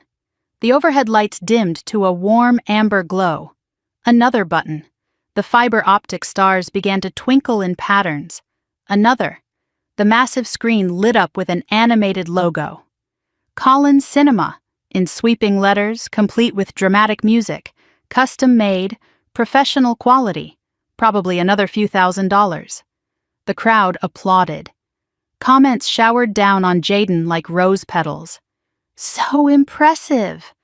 What a talented young man. He'll be running Hollywood someday. Patricia beamed. Melissa wiped away a fake tear. Richard clapped his grandson on the shoulder, pride radiating from every pore. 3 generations of favoritism on full display. I looked for Ethan. He'd drifted to the corner of the room, as far from the spotlight as possible. No one greeted him. No one asked about his music. No one acknowledged he existed. He was invisible. Just another body to fill out the family photo later. Jayden spotted his cousin across the room. He walked over with his remote still in hand, the conquering hero approaching the vanquished. Pretty cool, right? Jayden's smile had an edge to it. My grandparents built this just for me. Ethan said nothing. Jayden leaned closer. Bet you wish you had something like this. Still, Ethan said nothing, but I saw his hands clench at his sides, small fists, quiet rage, just like his mother. Jayden! Melissa called from across the room. Come show Mrs. Henderson the surround sound. He bounced away, leaving Ethan alone in his corner. I crossed to my son and put my hand on his shoulder. He didn't look up. 11 more minutes, I whispered. Can you hold on? He nodded once. That was all. Everyone gather for a family photo. Patricia's voice again, cutting through everything. By the screen! I want everyone in front of the screen! The Collins clan assembled. Richard and Patricia took center position, of course. Melissa and Derek flanked them with Jayden front and center. Golden child, golden position. Amanda and Ethan were directed to the end, almost out of frame. Afterthoughts in our own family. A neighbor volunteered to take the picture. Okay, everyone squeeze together. Patricia pulled Jayden closer to her. Melissa adjusted her hair. Derek straightened his tie. No one moved to include Ethan. He stood at the edge, half hidden behind Derek's shoulder. I made a decision. I stepped forward, pulling Ethan with me, positioned him in front of me, my hands on his shoulders, made sure he was visible. My mother shot me a look. Annoyed, but she couldn't say anything, not with witnesses. Say Collins Cinema! Everyone smiled on command. My smile felt like cracked plaster, but I held it. The flash went off. The moment was captured, evidence of a family that looked whole, but was already broken. My phone vibrated in my pocket. I didn't look, but I knew. 2:14.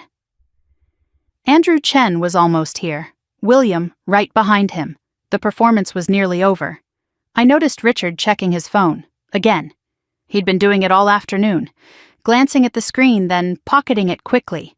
His confident host mask was slipping. Something was bothering him. Maybe he'd felt the shift in the air. Maybe his instincts were warning him of what was coming. Uncle Martin approached Richard with a glass of wine. William's younger brother. I'd always liked him. Say, Richard, where's Bill today? Surprised he's not here for the big reveal. Richard's face twitched, almost imperceptibly. Almost. Dad's not feeling well, sends his regards. Really? Martin frowned. Funny, I talked to him yesterday. Seemed fine to me. Richard changed the subject fast. Too fast. Have you tried the crab cakes? Patricia had them specially made. Martin let it go, but his eyes lingered on Richard for a moment longer. Suspicious. I filed it away. Richard had lied, smoothly, automatically, just like he'd lied about the piano being a family asset, just like he'd lied about everything. But today, the lies wouldn't hold. The doorbell rang. The sound cut through the chatter like a knife. Patricia looked up, annoyed. Who's that? Everyone's already here. My heart slammed against my ribs. I checked the time. 2:15 exactly, right on schedule.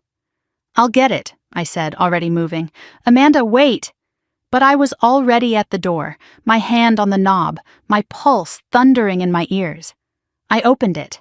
A man in his 40s stood on the porch, navy suit, conservative tie, leather briefcase. His expression was calm, professional, revealing nothing. "Ms. Collins," his voice was steady. "I'm Andrew Chen." Behind him, a car pulled into the driveway. The door opened, and Grandpa William stepped out. He moved slowly, using his cane, but his posture was straight. He wore his best suit, the charcoal gray one he'd worn to Clara's funeral. I understood the choice. Today was also about honoring what Clara loved, what they'd tried to steal. He walked up the path toward me.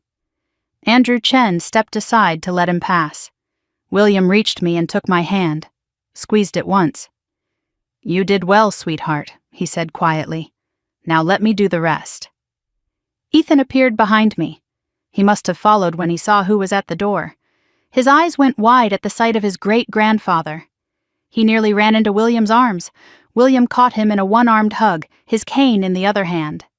"There's my boy." "Is it time?" Ethan whispered. William nodded. "It's time." The three of them stood together. Andrew Chen with his briefcase full of documents, William in his funeral suit, Ethan with hope in his eyes for the first time in weeks. They turned toward the house. I followed. The party noise continued for about 3 more seconds. Then someone looked toward the entryway. Then someone else. The chatter died. The laughter stopped. The room went still. Patricia stood near the theater doors, champagne glass frozen halfway to her lips. Her eyes moved from William to Andrew Chen to the briefcase. Something flickered across her face. Fear. "Bill!" Her voice was strained. "What are you doing here? Richard said you weren't feeling well." William smiled. Not a warm smile, not a cold one either. Something in between, something patient. "I'm feeling better than I have in years, Patricia." He walked into the room. Andrew Chen beside him, Ethan and I behind. Richard emerged from the theater, face already pale. "Dad, what's going on?" William looked at his son, looked at the banner, looked at the room full of witnesses. "I thought I'd come see what you built," he said. "It seems quite impressive." "Dad, this isn't... You should have called first." "And miss the celebration?" William shook his head slowly. "No, I wanted to be here, with the whole family, with all these witnesses." He turned to Andrew Chen. "This is my attorney, Andrew Chen. He has some documents I think everyone should see." Patricia's champagne glass trembled in her hand. Richard took a step forward, then stopped. Melissa grabbed Derek's arm. The room was absolutely silent. William looked around one more time, at the theater, at the guests, at the family who thought they'd gotten away with everything. "Shall we begin?" Richard's voice cracked. "Dad, what is this?" William's smile widened, patient, certain, final. "This is a reckoning, Richard." He gestured toward the leather seats. "Please, everyone, have a seat. We're going to be here a while." Nobody moved. 30 people in the room, and not a single one of them breathed. The fiber optic stars kept twinkling overhead, absurdly cheerful for what was about to happen. William stood in the center of the room like a verdict waiting to be delivered. Andrew Chen beside him, briefcase in hand. The leather seats that had seemed so impressive 5 minutes ago now looked like gallery seating for a trial. Patricia was the first to attempt recovery. She set down her champagne glass with a careful clink and summoned her hostess smile. "Bill, what a wonderful surprise." Her voice was too bright, too loud. The performance of a woman who could feel the ground shifting beneath her feet. "We didn't expect you. Richard said you weren't feeling well." William's eyes moved slowly to his son. "Richard says a lot of things." The words landed like stones in still water. I watched the ripples spread across the room, guests exchanging glances, whispers beginning to form. Richard stepped forward, trying to reclaim control. His voice carried the authority of a man accustomed to being obeyed. "Dad, this isn't the time. We have guests. Whatever this is, let's discuss it in private." William raised one hand. A small gesture, almost gentle. But Richard stopped mid-stride like he'd hit an invisible wall. "I think this is exactly the right time," William said. You invited all these people to celebrate what you've built.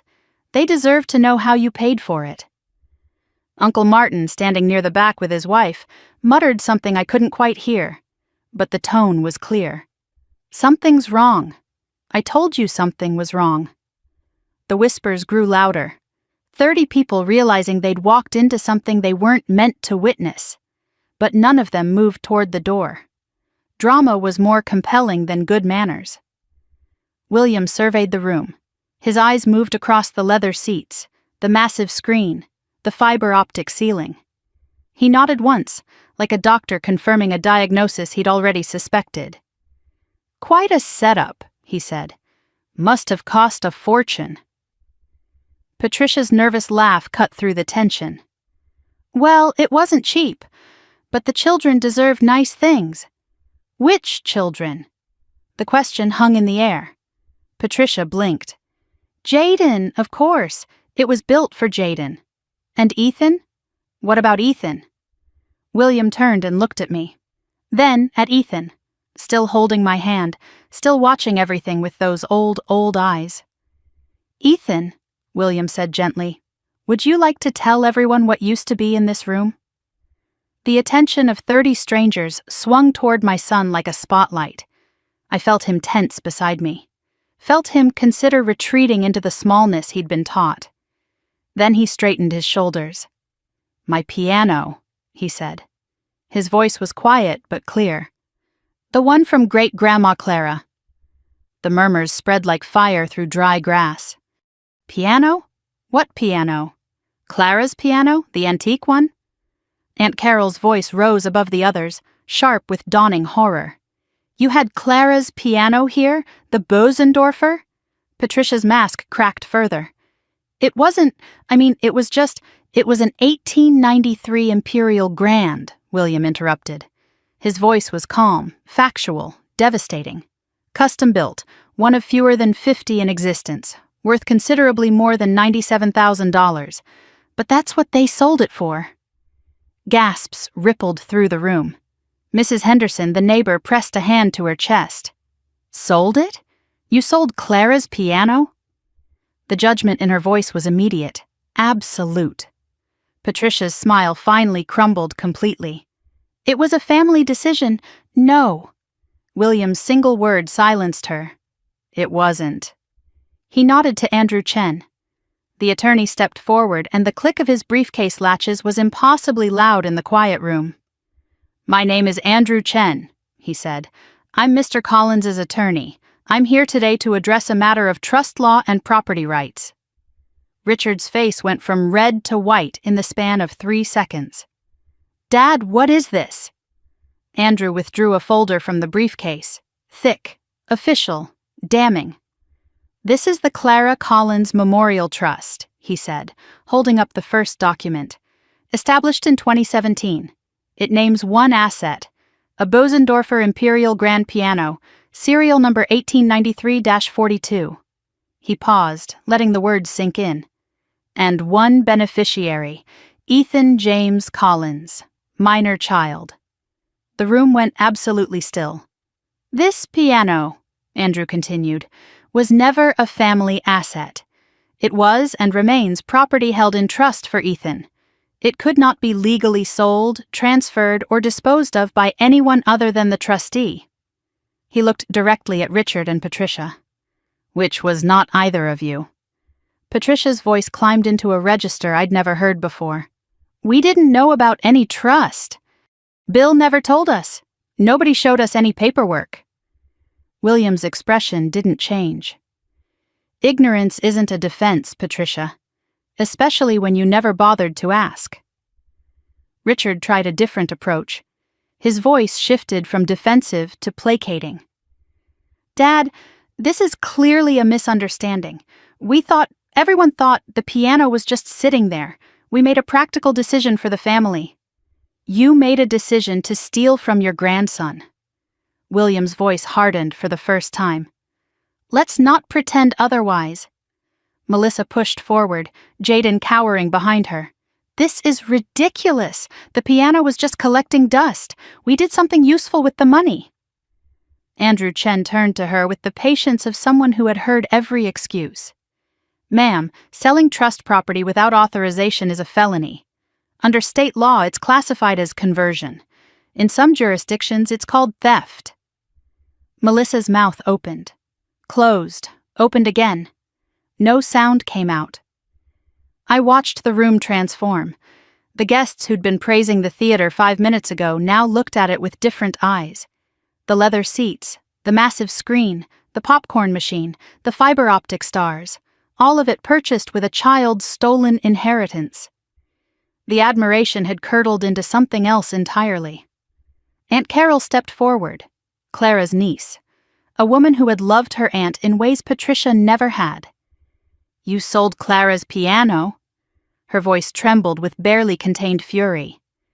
"The piano she played every night until her hands couldn't anymore? The piano she wanted to stay in the family forever?" Patricia started to answer, but Carol wasn't finished. "You sold it to build a movie theater for an 11-year-old? The disgust in her voice was a physical thing. It filled the room. It landed on Patricia like a weight she couldn't escape. Uncle Martin added his voice to the chorus. That piano survived 2 world wars and a cross-country move. Clara used to say it was the only thing she'd save in a fire. He gestured at the theater around them. "And you sold it, for this." The neighbors exchanged looks. Mrs. Henderson leaned toward Mrs. Parkinson, and I caught the whisper. "I always thought something was off about them." "Remember when they redid the kitchen last year? Same energy. Always spending like they have more than they do." The Collins family reputation was unraveling in real time. 40 years of careful image management destroyed in 5 minutes. Richard's face had gone gray. He noticed the tide turning, noticed the judgment in every pair of eyes. "This is a misunderstanding." His voice was too loud, too desperate. "Dad, please, can we discuss this privately?" William shook his head slowly. "You wanted witnesses for your celebration, Richard. Now you have witnesses for the truth." He turned to Ethan, extended his hand. "Ethan, would you come here, please?" I released my son's hand. He walked to his great-grandfather on steady legs. Small, but not shrinking. Not anymore. William put a gentle hand on Ethan's shoulder and addressed the room. "This is my great-grandson. He's 9 years old. He's been playing piano since he was 4. He practiced on Clara's piano every Saturday for 2 years. William's voice caught slightly. "Until 6 weeks ago when it disappeared." He looked down at Ethan. "Did anyone tell you they were selling your piano?" Ethan's voice was clear. "No." "Did anyone ask your permission?" "No." "Did anyone explain what was happening?" "No." Ethan paused. "I just came to practice and it was gone. I thought—" His voice wavered for the first time. "I thought you changed your mind about me. I thought I did something wrong." Someone in the crowd made a sound of sympathy. Aunt Carol pressed both hands to her mouth. Even Mrs. Henderson, who barely knew us, looked stricken. A 9-year-old boy thought his great-grandfather had stopped loving him because his grandparents couldn't be bothered to lie better. Melissa tried once more. "We were going to tell him." "When?" My voice cut through before I could stop it. Every head turned toward me. "When were you going to tell him, Melissa? After Jaden hosted his 10th movie marathon? After Ethan gave up on music entirely?" Melissa's face flushed red. She grabbed Jaden's arm and pulled him back, but there was nowhere to hide.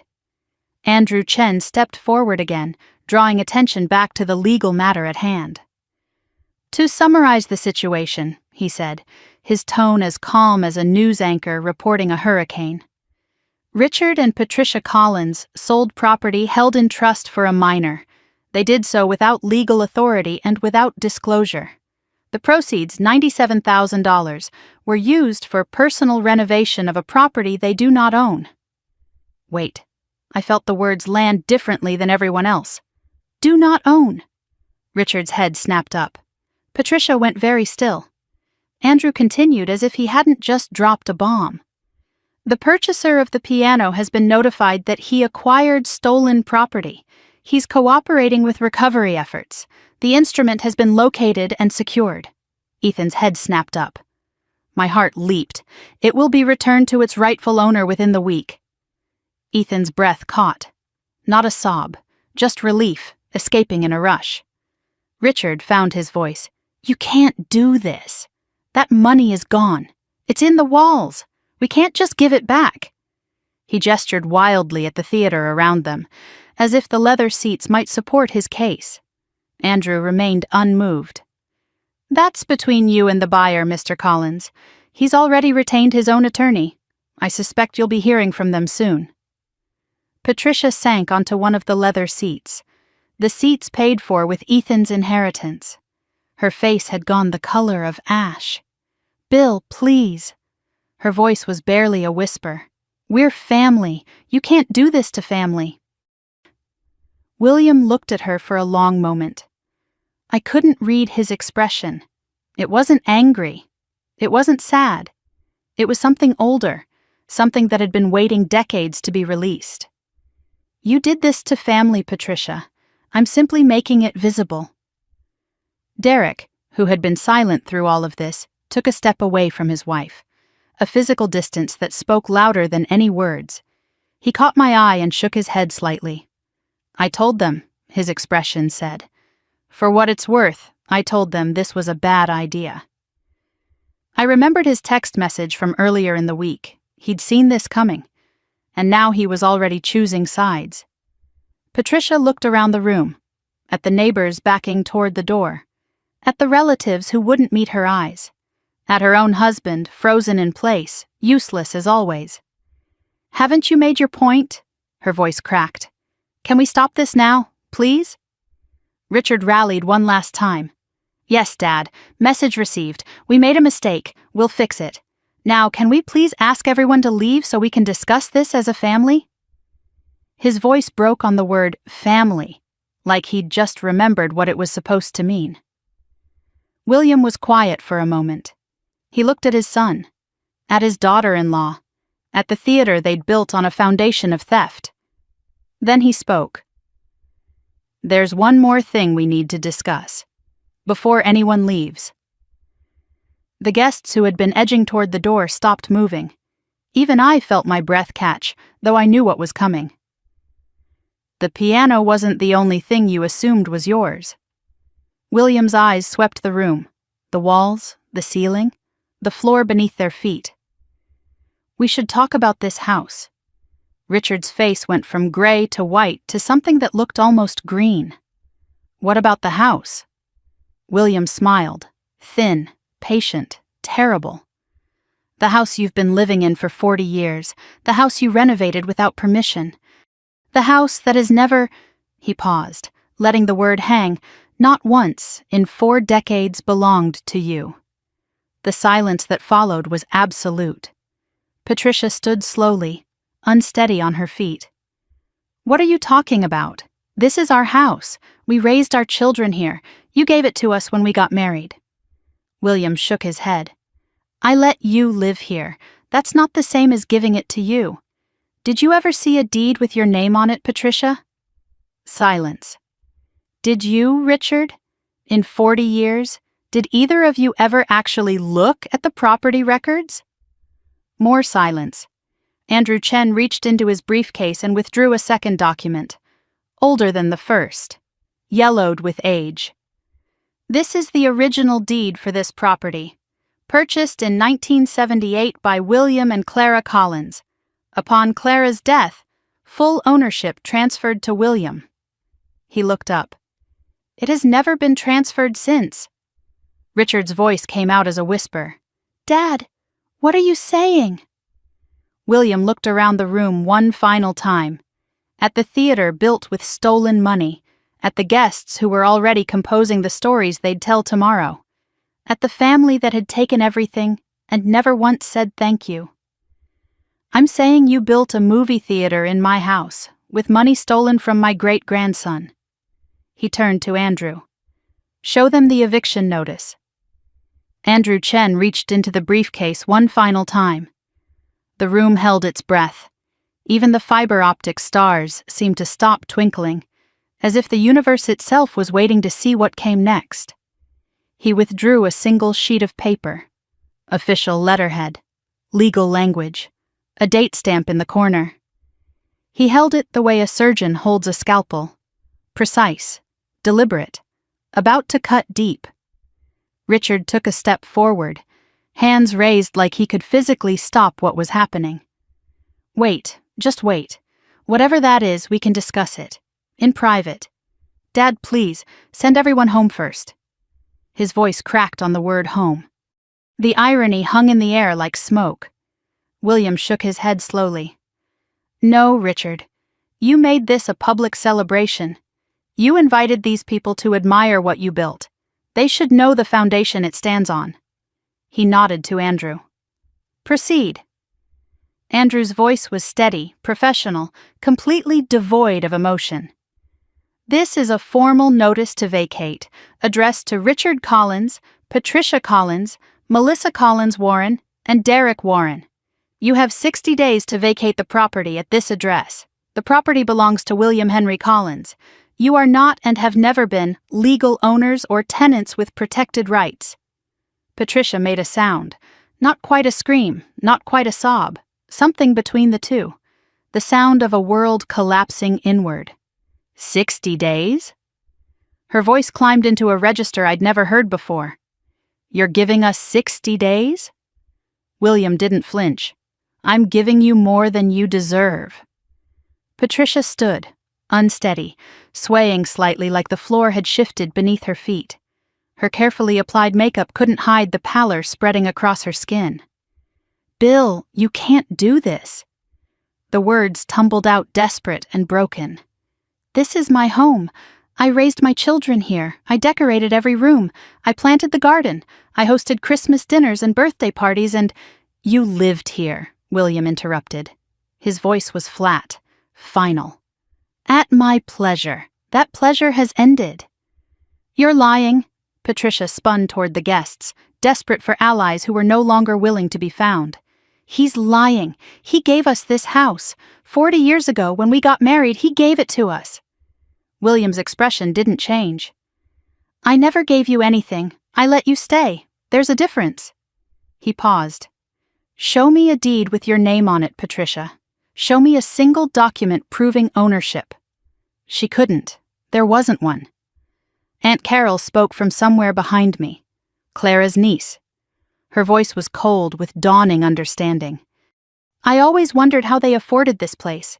Richard was 23 when they moved in. No real job, no savings. She shook her head slowly. I asked Clara once. She changed the subject. Now I understand why. The family mythology was crumbling in real time. 40 years of Richard and Patricia acting like owners. Renovations, parties, holidays, all in a house that had never belonged to them. The kitchen they'd redone last year, the new roof 5 years ago, the theater they'd just built, all improvements to someone else's property, without permission, without acknowledgement, without a single word of gratitude.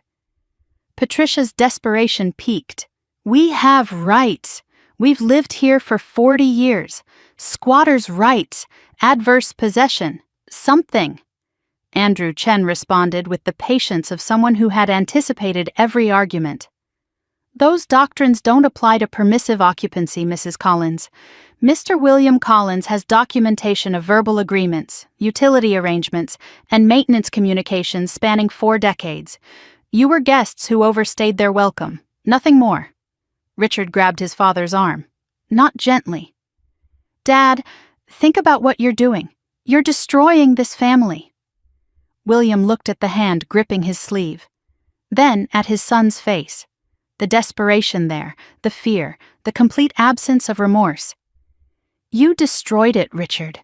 When you sold a child's piano to build yourself a cinema. He pulled his arm free. I'm simply making the destruction visible. Richard tried a different approach. He released William's arm and changed his posture, suddenly smaller, softer. The wounded son rather than the angry patriarch. Dad, I'm sorry. We made a mistake. We should have asked about the piano. We should have talked to you first. The apology that should have come weeks ago. We can work this out. We're family. Family forgives. William studied his son for a long moment.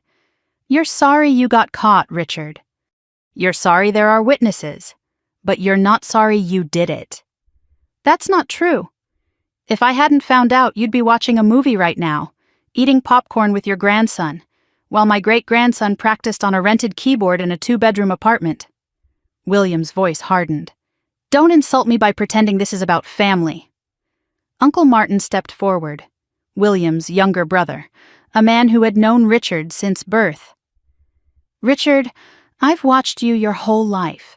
I never thought you'd turn out like this. Richard's face twisted. You don't understand. I understand perfectly. Martin cut him off. You took the easy road every chance you got, and when easy wasn't enough, you took from a child. Richard's mask finally cracked. The pleading son vanished, replaced by something uglier, something that had been hiding beneath the surface all along. This is insane. It's just a piano. Ethan's a kid. He doesn't need a $97,000 instrument. He's not going to be a concert pianist. He's just... He stopped himself, but not fast enough. He's just what? I heard myself ask. My voice sounded strange, distant, like it belonged to someone else. Richard couldn't finish, because finishing meant saying what he really thought, that Ethan didn't matter, that Ethan had never mattered, that some children were worth $97,000 and some weren't. Ethan stepped forward, still holding my hand, but standing taller than I'd ever seen him. I don't need to be a concert pianist, he said. His voice was quiet but steady. I just wanted to play. Great-Grandma Clara's piano sounded like home. He looked directly at his grandfather. Now it sounds like nothing, because you took it. 9 years old, speaking truth to power. Richard had no response. Melissa pushed forward, dragging Jaden with her. This isn't fair. We didn't make this decision alone. Mom and Dad said it was fine. They said Grandpa wouldn't care. The classic Melissa move. Find someone else to take the fall. I told Derek it seemed wrong, but Richard said it was handled. Patricia said Grandpa was too old to notice. She was building her defense in real time, positioning herself as a victim. We trusted them. Derek spoke for the first time. His voice was tired, done. Melissa, stop. What? You knew exactly what you were doing. He stepped away from his wife. Physical distance that spoke volumes. You picked out the speakers yourself. You chose the popcorn machine. You spent 3 hours debating the color of the seats. Derek! Melissa's voice was sharp with betrayal. You're supposed to support me. I did support you, for 15 years. He looked at her like he was seeing something clearly for the first time. But I won't support this.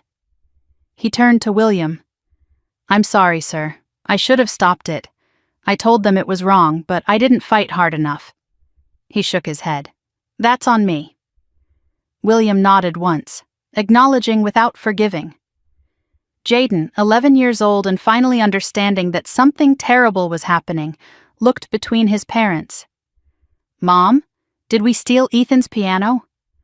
Melissa's face went red. It's complicated. It's not complicated. Ethan's voice again. Quiet, certain. You did. Jaden stared at his cousin. 2 boys on opposite sides of a family chasm. One who'd been given everything. One who'd had everything taken.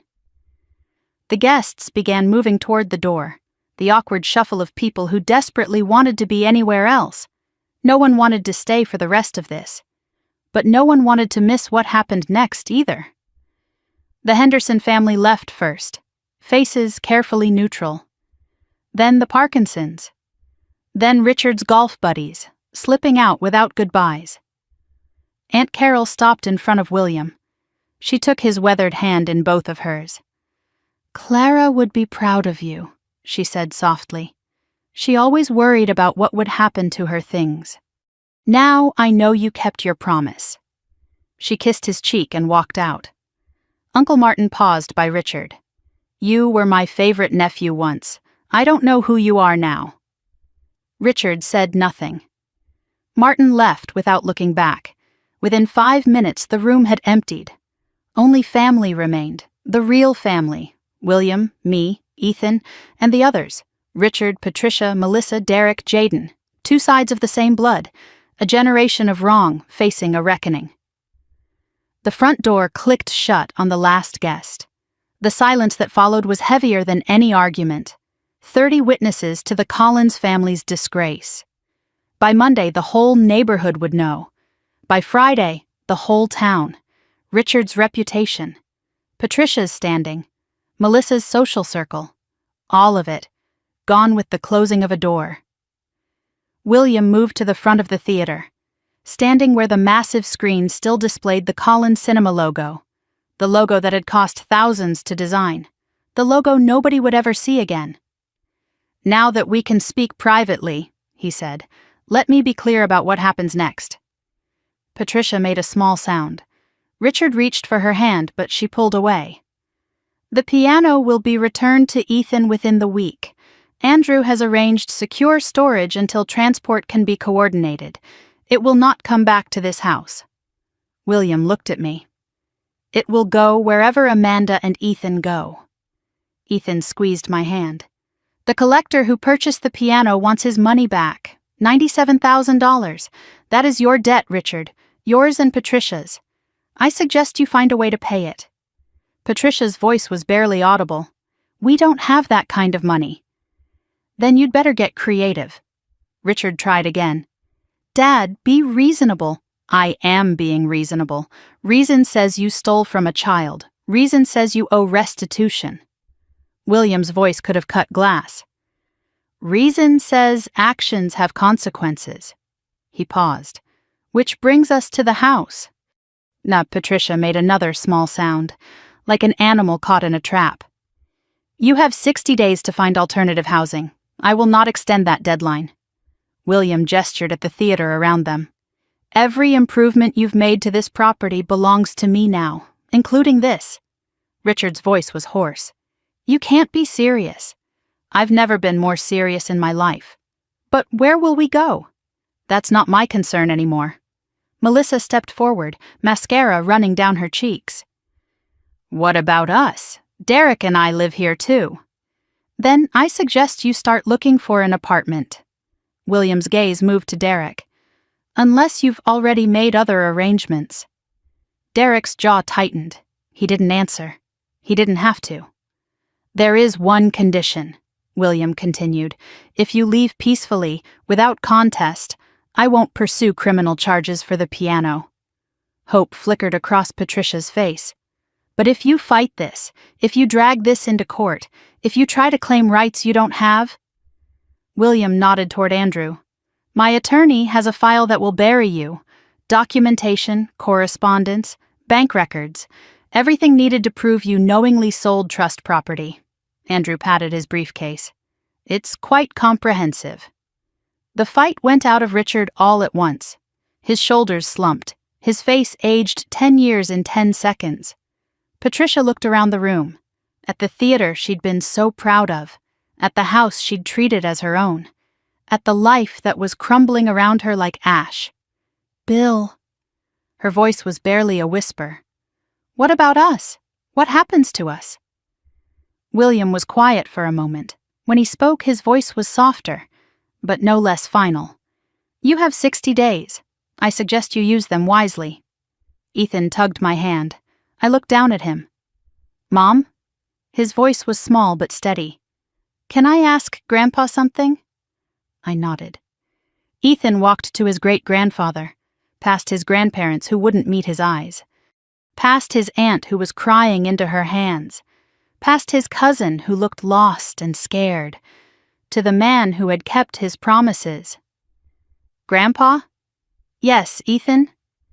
"When the piano comes back," he paused, "will you teach me more songs, like you used to, like Great-Grandma Clara taught you?" William's composure cracked for the first time. His eyes glistened. His voice, when it came, was thick with emotion. "I will teach you every song I know, and then we'll learn new ones together." He put a hand on Ethan's shoulder. "Clara would have wanted that. She loved music, and she would have loved you. Ethan hugged him, fierce, tight, a child finally feeling safe. William closed his eyes and held on. Richard watched them. His father, his great-grandson, the relationship he'd tried to destroy, the love he'd sold for $97,000. Too late to matter, but not too late to witness.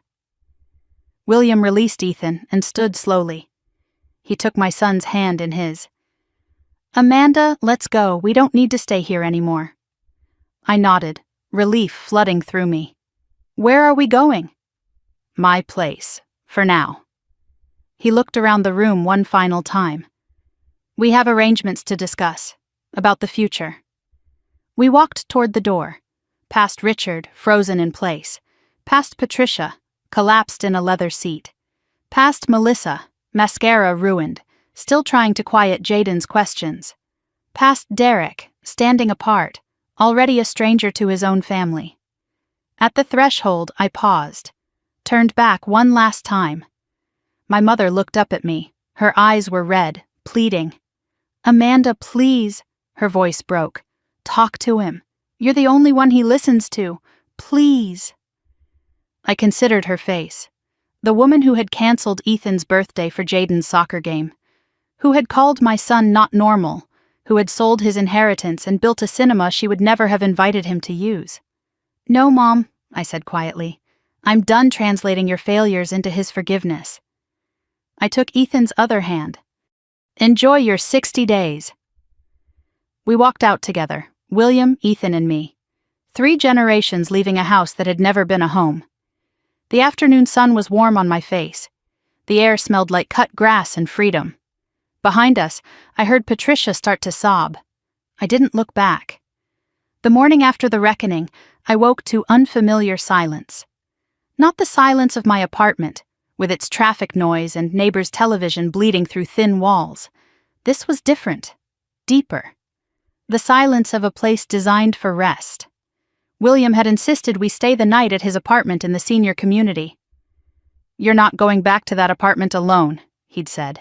"Not tonight." I'd been too drained to argue. Ethan had fallen asleep in the car, and William had carried him to the guest room like he weighed nothing at all. I lay in bed staring at an unfamiliar ceiling. Photos of Clara lined the dresser. A quilt I remembered from childhood visits covered my legs. The smell of peppermint tea drifted from somewhere deeper in the apartment. William was already awake. I found him in the small kitchen, standing at the stove, making pancakes. He moved slowly but deliberately, the way he did everything now. Age had stolen his speed, but not his precision.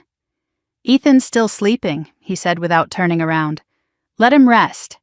Yesterday was a lot for a 9-year-old. I sat at the small table. "Yesterday was a lot for a 31-year-old too." He smiled. The first real smile I'd seen from him since this began.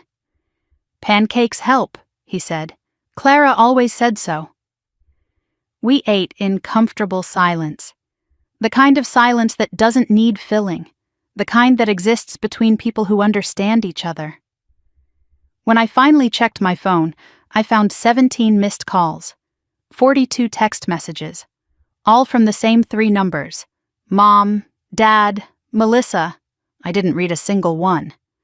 I turned the phone face down and reached for more coffee. William noticed. "They're not going to stop." "I know. What are you going to do?" I took a long breath, thought about 31 years of answering every call, responding to every summons, making myself available for every demand. "Nothing," I said. "For the first time in my life, absolutely nothing." William nodded approvingly. "That's my girl." Monday morning, I was back at my apartment with Ethan. The small space felt different now, not cramped, safe, a refuge that my parents couldn't reach. My phone rang around 10, Andrew Chen's number. "Ms. Collins, I wanted to update you on some developments." His voice was professionally neutral, but I could hear something beneath it. Satisfaction, maybe.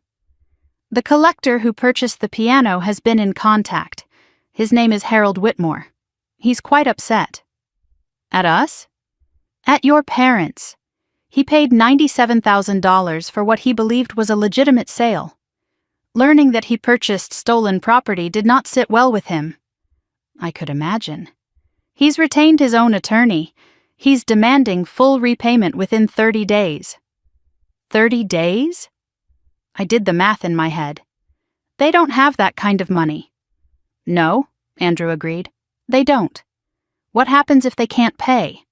Liens against any assets they do own, garnished wages, potentially a civil judgment that follows them for years. Andrew paused. Mr. Whitmore isn't interested in payment plans. He wants his money back, or he wants consequences. I processed this. My parents, who had lived their entire lives as if money would always appear when they needed it, were about to learn what happened when it didn't. What about the piano? Andrew's tone warmed slightly. That's the good news. Mr. Whitmore has agreed to release it back to the trust. He understands Ethan is an innocent party in all this. We're arranging transport now. My heart lifted. When? End of the week. I'll need a delivery address. I'll let you know. I hung up and sat in the quiet of my kitchen. My parents owed $97,000 they didn't have. For a piano they didn't own. To build a theater in a house they couldn't keep. The math of their greed was finally catching up. I felt nothing but grim satisfaction. Tuesday, Patricia's campaign began in earnest. The texts started around noon. A new approach. No longer demanding, now pleading. Amanda, please call me. We need to talk about this as a family. Your father isn't sleeping. His blood pressure is dangerous. You're going to give him a heart attack. I read each message. The manipulation was so familiar I could have written the script myself. Step 1. Appeal to guilt. Your father's health. Step 2. Invoke family.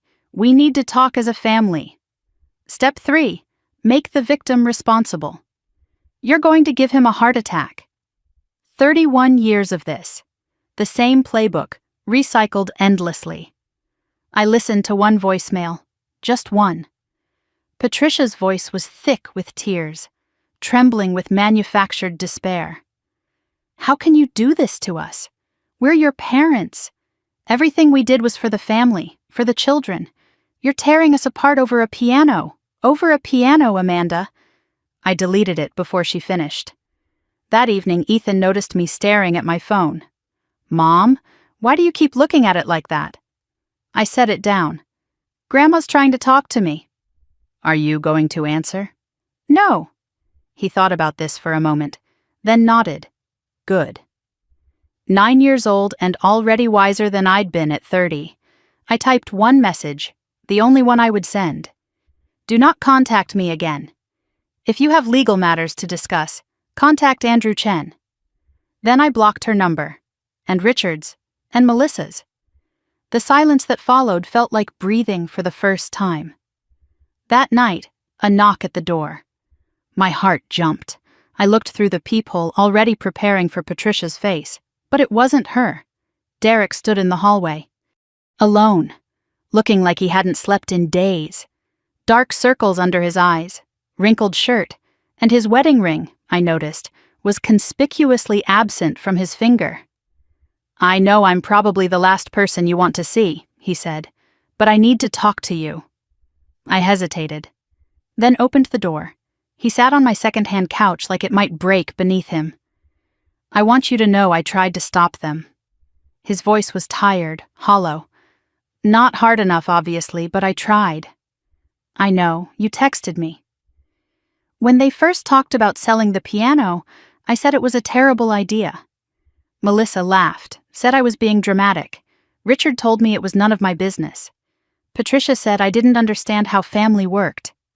He shook his head. Maybe I don't. Why are you here, Derek? He was quiet for a long moment. When he spoke, his voice was barely above a whisper. I'm leaving her. I wasn't surprised. I'd seen him pull away during the confrontation. Seen the distance grow in real time. When? I told her last night. She's staying at your parents' place. A bitter laugh. Fitting, I guess. All of them together in a house they're about to lose. I'm sorry. Don't be. I should have done this years ago. He looked at me directly for the first time. I should have done more for Ethan too. Every time they overlooked him, I noticed. But I didn't say anything. I didn't want to rock the boat. His voice cracked. I was a coward. You're apologizing now, that's something. It's not enough. No, I agreed. But it's a start. He stood to leave, then paused. You should know. They're panicking. Your father called 3 banks yesterday trying to get a loan. All rejected. Your mother's been on the phone with every relative she knows trying to borrow money. He shook his head. No one's returning her calls. Word got out about what happened. The whole town knows. Good. He nodded, unsurprised by my response. One more thing. Jaden asked about Ethan. I stiffened. He wanted to know if Ethan hates him. I thought about my son, the boy who'd been overlooked, dismissed, stolen from, the boy who had every right to hate his cousin. Ethan doesn't hate anyone, I said. He's too good for that. I know. That's why I wanted you to know. Derek moved toward the door. Maybe someday, when this is all over, the boys could... Maybe, I said. But not yet. He left without another word. Wednesday, I needed groceries. A simple errand. Milk and bread. Should have been invisible. But in a small town, nothing stays invisible for long. Mrs. Henderson found me in the dairy aisle. The neighbor from the party, the one who'd witnessed everything. Amanda, she approached with purpose. I've been thinking about you. Here it comes, I thought. The judgment, the gossip, the inevitable whispered condemnation. But she surprised me. I just want you to know, what your parents did was awful. Everyone's talking about it, but not the way you might think. She leaned closer. People are on your side, on Ethan's side. Nobody can believe they sold that child's piano. I didn't know what to say. Thank you. Your grandfather is a good man. Clara was my friend, you know. We had coffee every Tuesday for 15 years. Her eyes softened. She'd be proud of what William did. She always worried about that piano ending up in the wrong hands. I remember Clara being very particular about things. Mrs. Henderson smiled. She was, and she had good reason. She glanced around, then leaned even closer. Between us, your mother called me yesterday. Wanted me to talk sense into Bill. Can you imagine? What did you say? I told her I had nothing to say. She hung up on me. Mrs. Henderson shrugged. Some people never learn. I'm sorry you got stuck with those as parents. I finished my shopping in a daze. Strangers nodded at me in the aisles. Small acknowledgments, silent support. One woman I didn't recognize squeezed my arm as she passed. Good for you, she whispered. Good for your boy. The town had chosen sides, and for once, I was on the winning one. Thursday, Andrew Chen called with news I hadn't expected. Your father was hospitalized yesterday. My stomach dropped, despite everything. What happened? Elevated blood pressure, chest pains. They're running tests. Andrew's voice was carefully neutral. It's not a heart attack, but it's not nothing. What caused it? Apparently, he received the demand letter from Mr. Whitmore's attorney. Full repayment in 30 days or litigation. A pause. He collapsed while reading it. I closed my eyes. Searched for the guilt I was supposed to feel. Found only emptiness. Is he going to be okay? Physically, the doctors are optimistic, but the stress isn't going anywhere.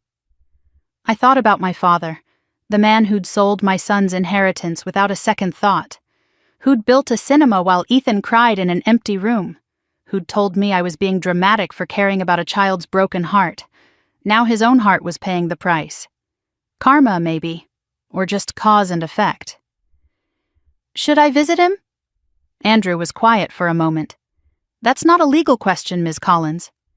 I know, I'm asking as a human being. Then I'd say do what gives you peace, nothing more. I already knew the answer. There would be no visit, no bedside reconciliation, no deathbed forgiveness. Some bridges, once burned, stay burned. That evening, Patricia called from a new number. I answered before I realized my mistake. Your father is in the hospital and you won't even visit? Her voice was sharp with accusation. What kind of daughter are you? I let the words wash over me, felt them try to find purchase, felt them slide away. The kind you raised, I said. I hung up and blocked the new number too. Friday morning, the truck arrived. I'd taken the day off from job hunting. Some things were more important than resumes. At 10 a.m. exactly, a white delivery vehicle pulled into the apartment complex. 2 men in professional uniforms climbed out, followed by a third figure I recognized. Andrew Chen, briefcase in hand, smiled when he saw me. Ethan had been awake since 6, unable to sleep. He'd stationed himself by the window watching for the truck. When it appeared, he didn't move, just stared, like he was afraid to believe it. The men worked carefully, professionally. A Bosendorfer Imperial Grand wasn't something you rushed. They used specialized equipment, padded blankets, precise movements. I watched my son's inheritance emerge from the truck, black lacquer gleaming in the morning sun. 131 years old and still beautiful. It barely fit in our apartment. The living room had to be completely rearranged. The second-hand couch shoved against a wall. The TV moved to a corner. Furniture I'd owned for years suddenly seemed like obstacles to be cleared, but when the piano finally settled into place, it looked like it had always belonged there, like the room had been waiting for it, like our whole apartment had been built around an empty space that was finally filled. Ethan approached slowly. He reached out and touched the fallboard, lifted it carefully to reveal the keys. 88 of them. Ivory and ebony. Perfect. Hi, he whispered to the piano. I missed you. My eyes burned. I didn't try to stop the tears. Andrew handed me an envelope. The trust documents, updated and fully executed. Ethan is the sole beneficiary until age 21. After that, it's his outright. He met my eyes. No one can touch it again. I clutched the envelope like a shield. Thank you, for everything. Andrew smiled. Thank your grandfather. He planned this for years. I just handled the paperwork. He left us alone, just Amanda and Ethan and the piano, the weight of everything that had happened, and the lightness of what was finally right. Ethan sat at the bench, adjusted the height, placed his hands on the keys. Mom, can I play Great-Grandma Clara's song? The one Grandpa taught me? Of course, baby. He took a breath and began to play. The Chopin Nocturne filled our small apartment. Notes I'd heard 100 times before, but never like this, never in my own home, never with my son safe, never with justice done. As the music swelled, my phone lit up on the counter. A text from William. I heard the piano arrived. There's something else we need to discuss. The house, your future, Ethan's future. Come see me this weekend. Bring the boy. It's time to talk about what happens next. I looked at my son, lost in music, finally at peace. Whatever came next, we were ready. Saturday morning, I woke to the sound of piano, not a recording, not a memory, real music, filling our small apartment like sunlight through curtains. Ethan was already dressed, sitting at the Bosendorfer, playing scales with a concentration I hadn't seen in weeks. His small hands moved across the keys with growing confidence, and Clara's piano responded to every touch like it had been waiting for him. I lay in bed for a moment, just listening. This was real. This was ours. This was home. When I finally emerged, Ethan looked up with a smile that reached his eyes. I've been practicing, he said, for when Grandpa comes.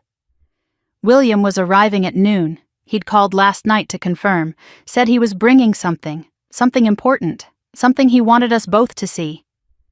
I cleaned the apartment even though it was already clean. Rearranged the couch cushions 3 times. Ethan watched me with amusement. Mom, why do you keep moving stuff? I want everything to be nice for Grandpa. He doesn't care about cushions. Ethan turned back to the keys. He cares about us. 9 years old, and still the wisest person I knew. At noon exactly, there was a knock at the door. William was never late. It was one of his many Clara-isms, as he called them. She'd believed punctuality was a form of respect. I opened the door to find him holding a cardboard box, not large but clearly precious. He cradled it against his chest like it contained something fragile. "I brought something," he said. "May I come in?" Ethan was already at the door. "Grandpa?" The hug was long and tight and necessary. William held my son with one arm, the box secure in the other, and I watched 2 generations of my family embrace like they were the only people in the world. When they finally separated, William walked toward the piano. He set the box on a side table and ran his hand along the lacquered surface of the Bösendorfer.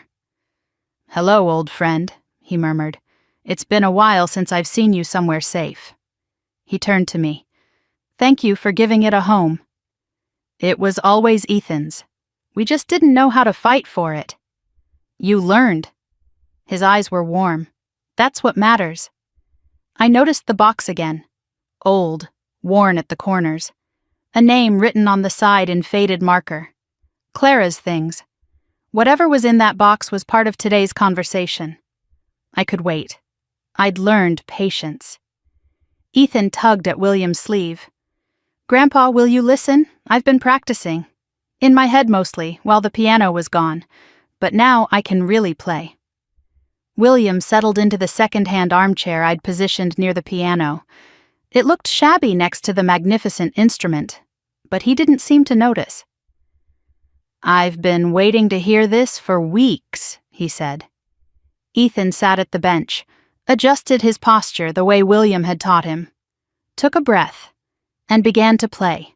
The Chopin Nocturne, the same piece, the one Clara taught William 60 years ago, the one William taught Ethan 2 years ago. 3 generations connected by these notes, these rhythms, this music that had survived everything. Ethan's small hands moved with surprising confidence. Not perfect, but real, present, alive. I watched his face transform as he played, concentration giving way to something deeper. Joy, maybe. Peace. The Bösendorfer had a voice I'd forgotten, rich, deep, resonant. In our small apartment, it seemed almost too much, too beautiful for such a humble space.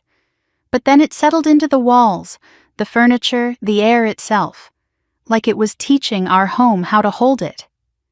When the last note faded, silence filled the room. The good kind, the kind that means something is complete.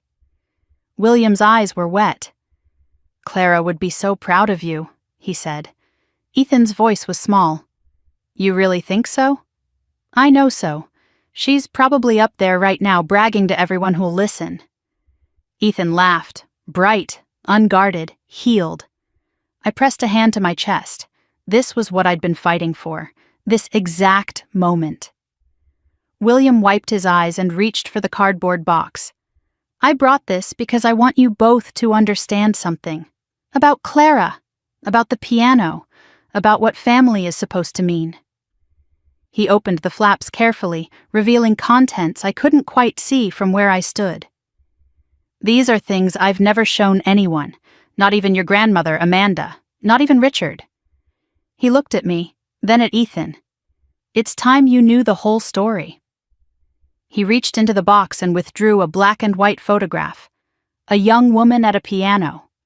Not the Bösendorfer, something simpler, but her posture, her focus, her obvious love for the instrument, those were unmistakable.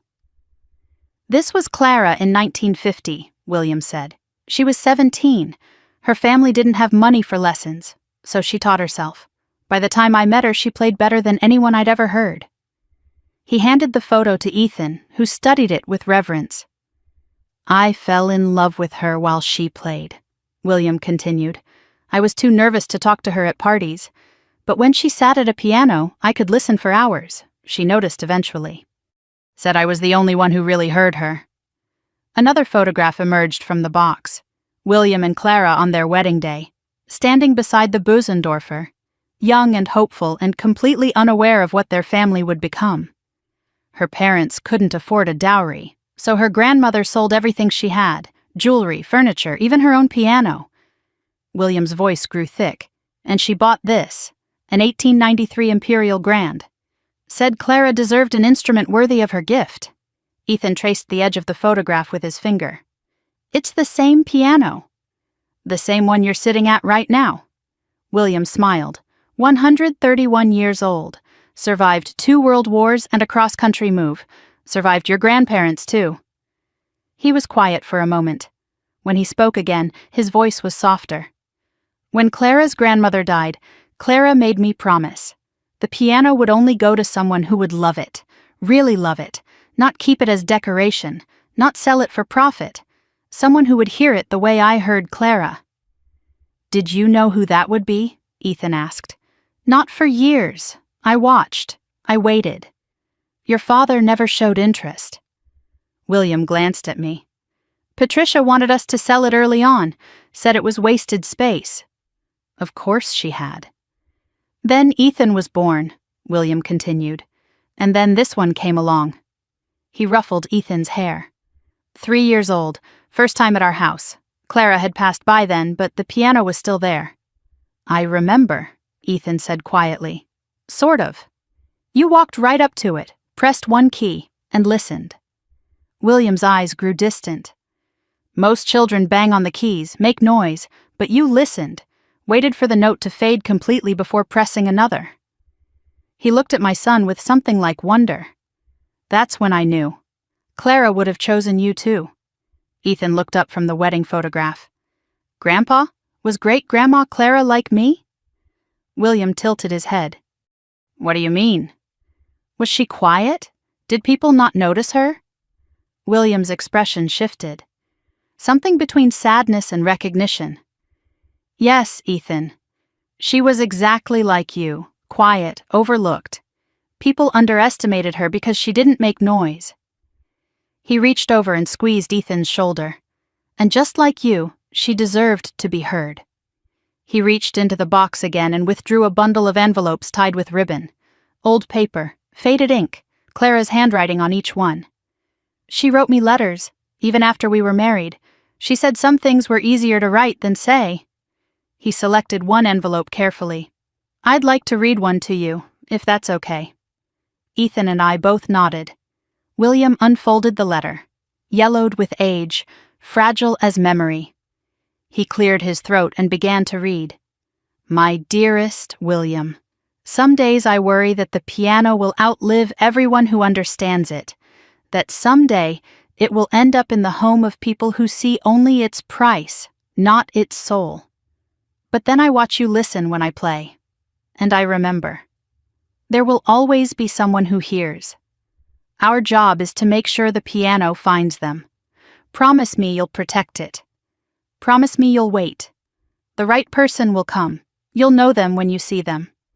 Love always, Clara. Silence filled the room. Ethan stared at the letter like it was holy. I wiped my eyes with the back of my hand. William folded the paper carefully and returned it to its envelope. She wrote that in 1992, he said. 15 years before you were born, Ethan. And she was right. I knew you the moment I saw you listen. Ethan's voice was barely a whisper. I promise I'll take care of it forever. I'll never let anyone take it again. William smiled, warm, real, at peace. I know you will, son. I know you will. He placed the letters back in the box, but his hand lingered inside. There was more. He withdrew a small velvet pouch, dark blue, worn smooth by years of handling. There's one more thing, something I've been saving for when the time was right.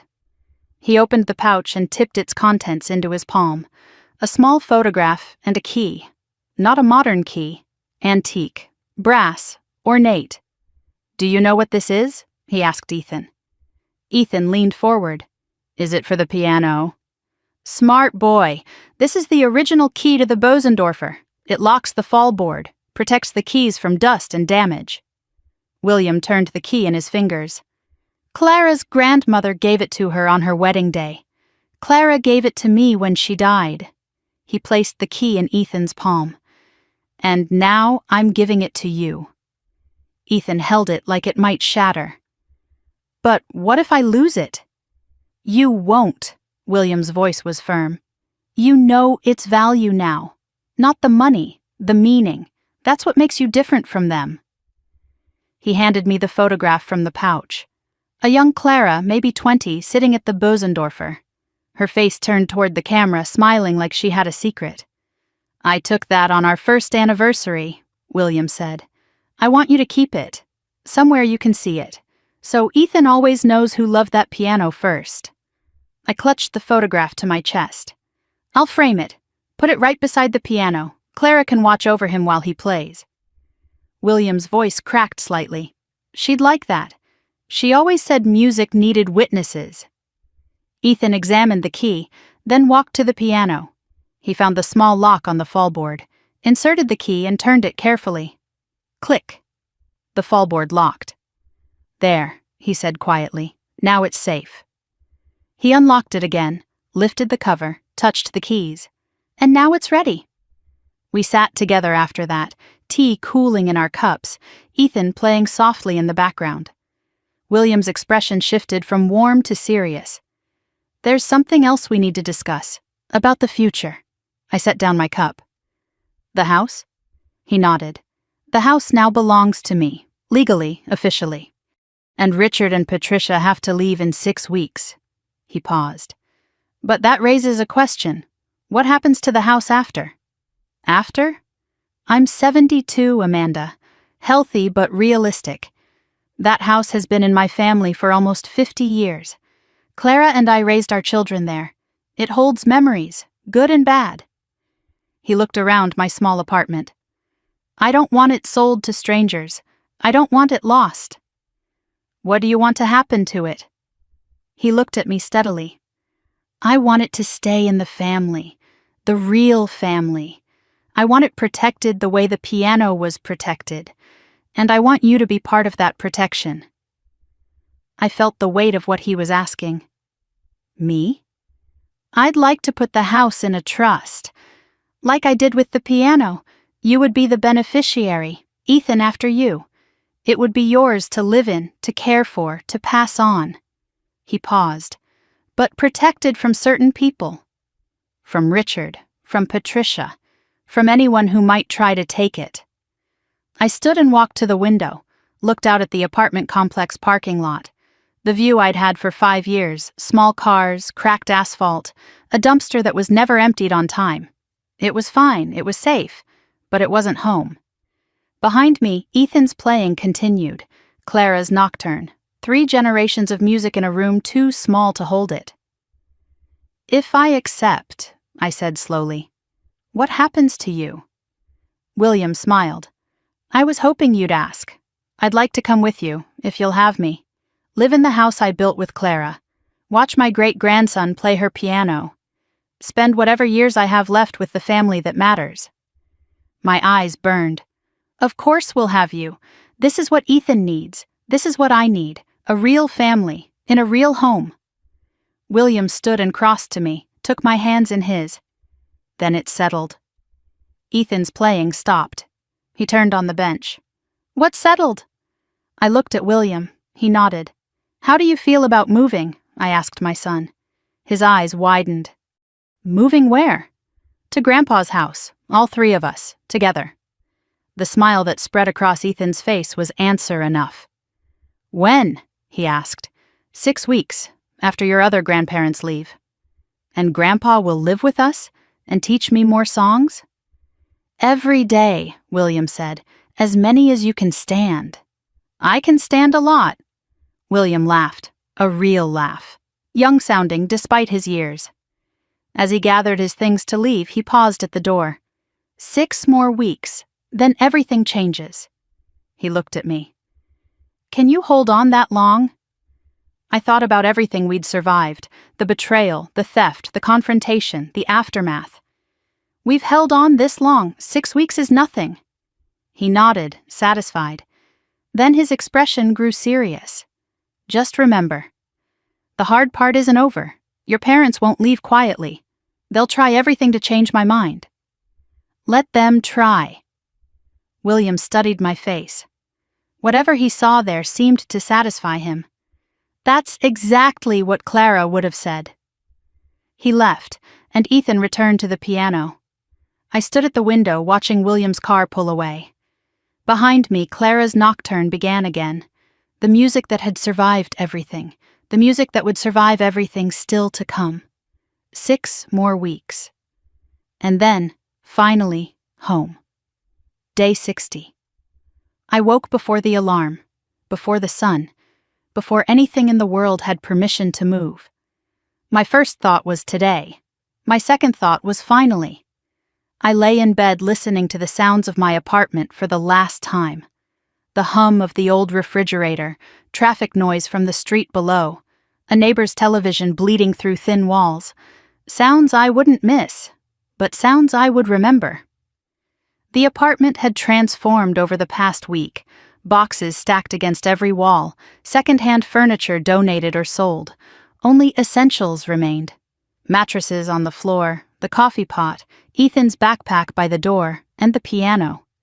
Wrapped in protective blankets, waiting for the movers who would come tomorrow. Today was just about us. About walking into a house that was finally ours.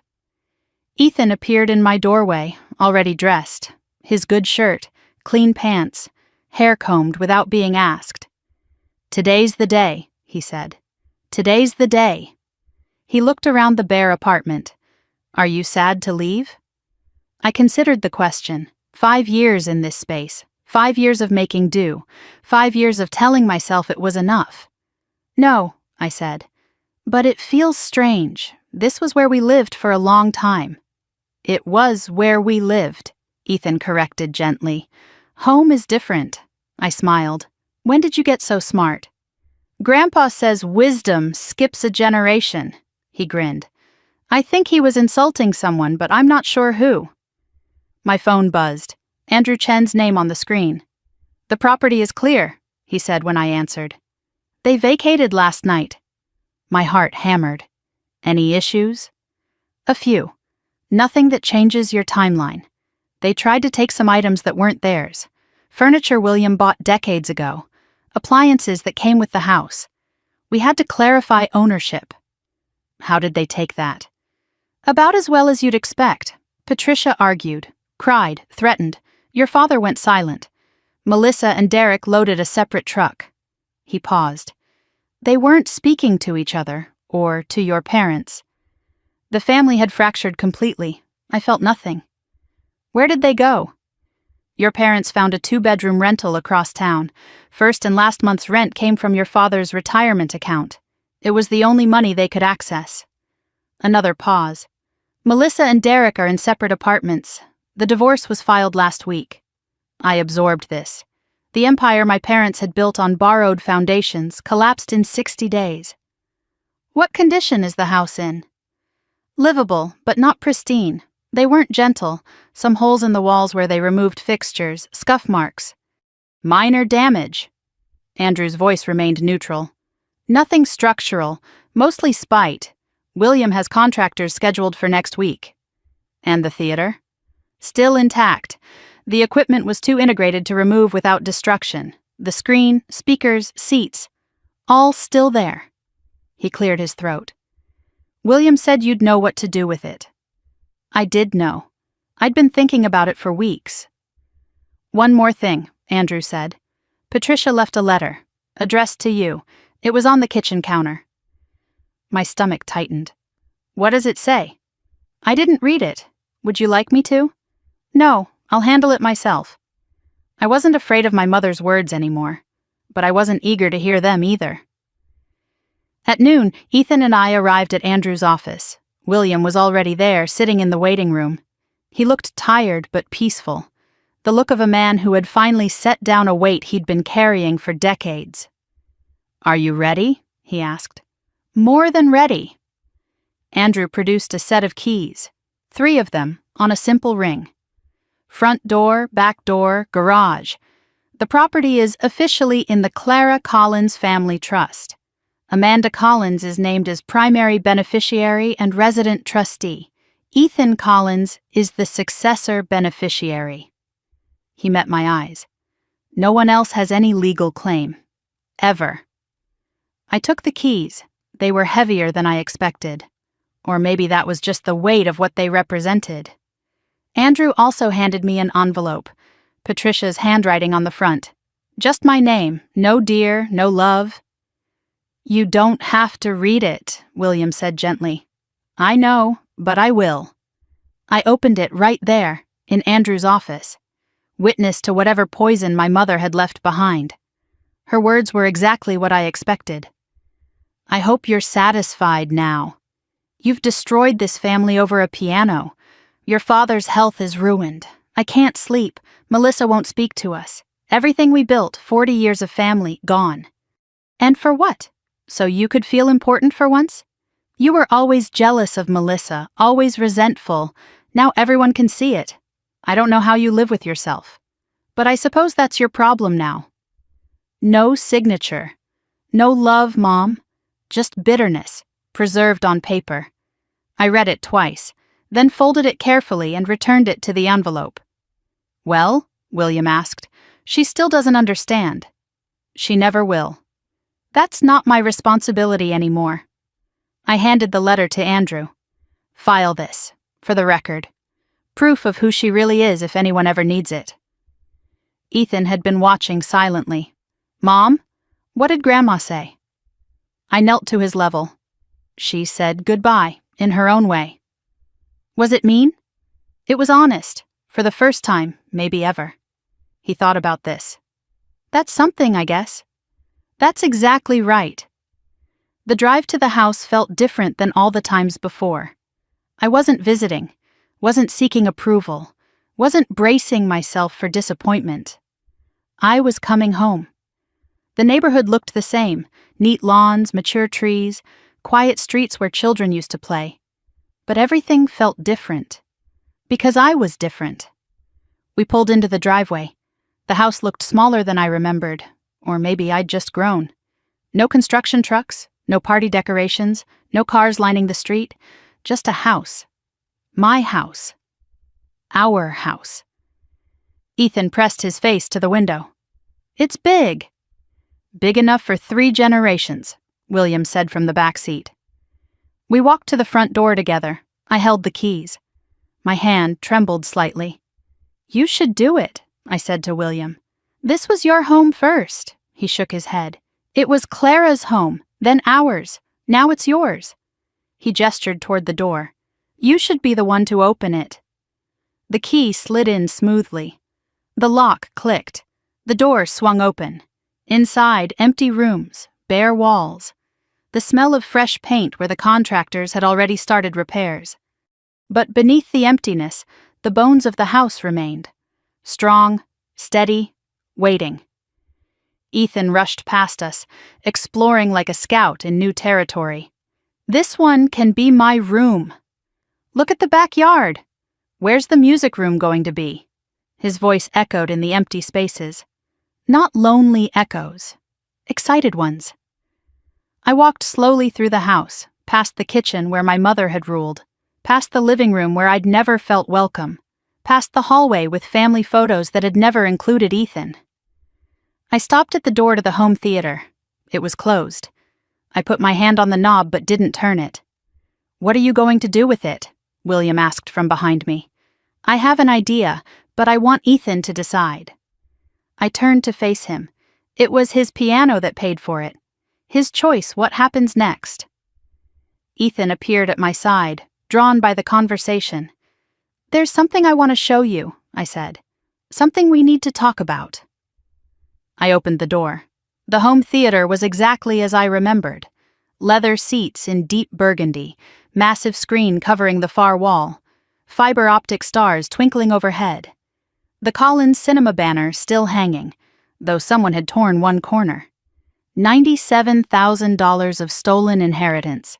Made physical, made permanent, made ours. Ethan stepped inside slowly. His excitement faded into something more complex. This is what they built, he said quietly, with my piano money. Yes, it's really nice. No anger in his voice, just observation. It is, very nice. What are we going to do with it? I sat down on one of the leather seats, invited him to sit beside me. "We have options," I said. "We could keep it, watch movies together, we could tear it out, make it something else entirely, we could leave it empty, pretend it doesn't exist." Ethan considered each option carefully. Or we could transform it. Into what? The piano needs a proper room, somewhere with good acoustics. Climate control, space to practice and perform. I gestured at the acoustic panels, the soundproofing, the carefully designed space. What if we turned this into a music room?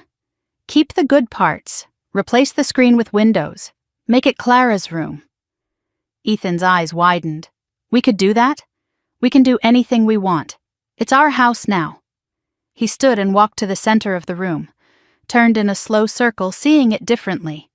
Not as a monument to theft, as raw material for something better. "I want that," he said finally. "Clara's room. I want to play piano where the screen used to be. I want everyone who comes here to know what really matters." William watched from the doorway, eyes glistening. "Clara would love this," he said softly. "Every bit of it. Her piano in a room built to silence her, turned into a room that amplifies her legacy." "That's poetry," I said. "That's justice." My phone rang. An unfamiliar number. Normally I would have ignored it, but something made me answer. "Ms. Collins, this is Margaret Thornton from the Regional Youth Orchestra." My breath caught. Ethan had auditioned 2 weeks ago. A video submission, him playing the Chopin Nocturne on Clara's piano in our small apartment. I'd almost forgotten in the chaos of moving. "I'm calling to let you know that Ethan has been accepted." The words didn't register at first. His audition was exceptional. The panel was very impressed. We'd like to offer him a seat in our junior program. Rehearsals begin next month. I couldn't speak, couldn't breathe. "Ms. Collins? Are you there?" Yes, I'm here, thank you so much." I hung up and found Ethan watching me, his face cautious. "What's wrong?" "Nothing's wrong. Everything's right." I pulled him into my arms. "You got into the orchestra." For a moment he didn't move, then his whole body relaxed, and something that had been held tight for months finally released. "Really? Really? They said your audition was exceptional. They want you to start next month." He hugged me back fiercely. "I did it. I really did it. You did it, baby. All by yourself." William appeared in the doorway, drawn by the commotion. "What's all this?" Ethan got into the youth orchestra. His face split into the widest smile I'd ever seen. Clara's great-great-grandson, in a real orchestra. She's definitely bragging up there now. Bragging so loud even the angels are tired of it. That evening, we sat on the floor of the empty living room. Takeout containers between us. The house settling around us, making space for its new family. William set down his chopsticks.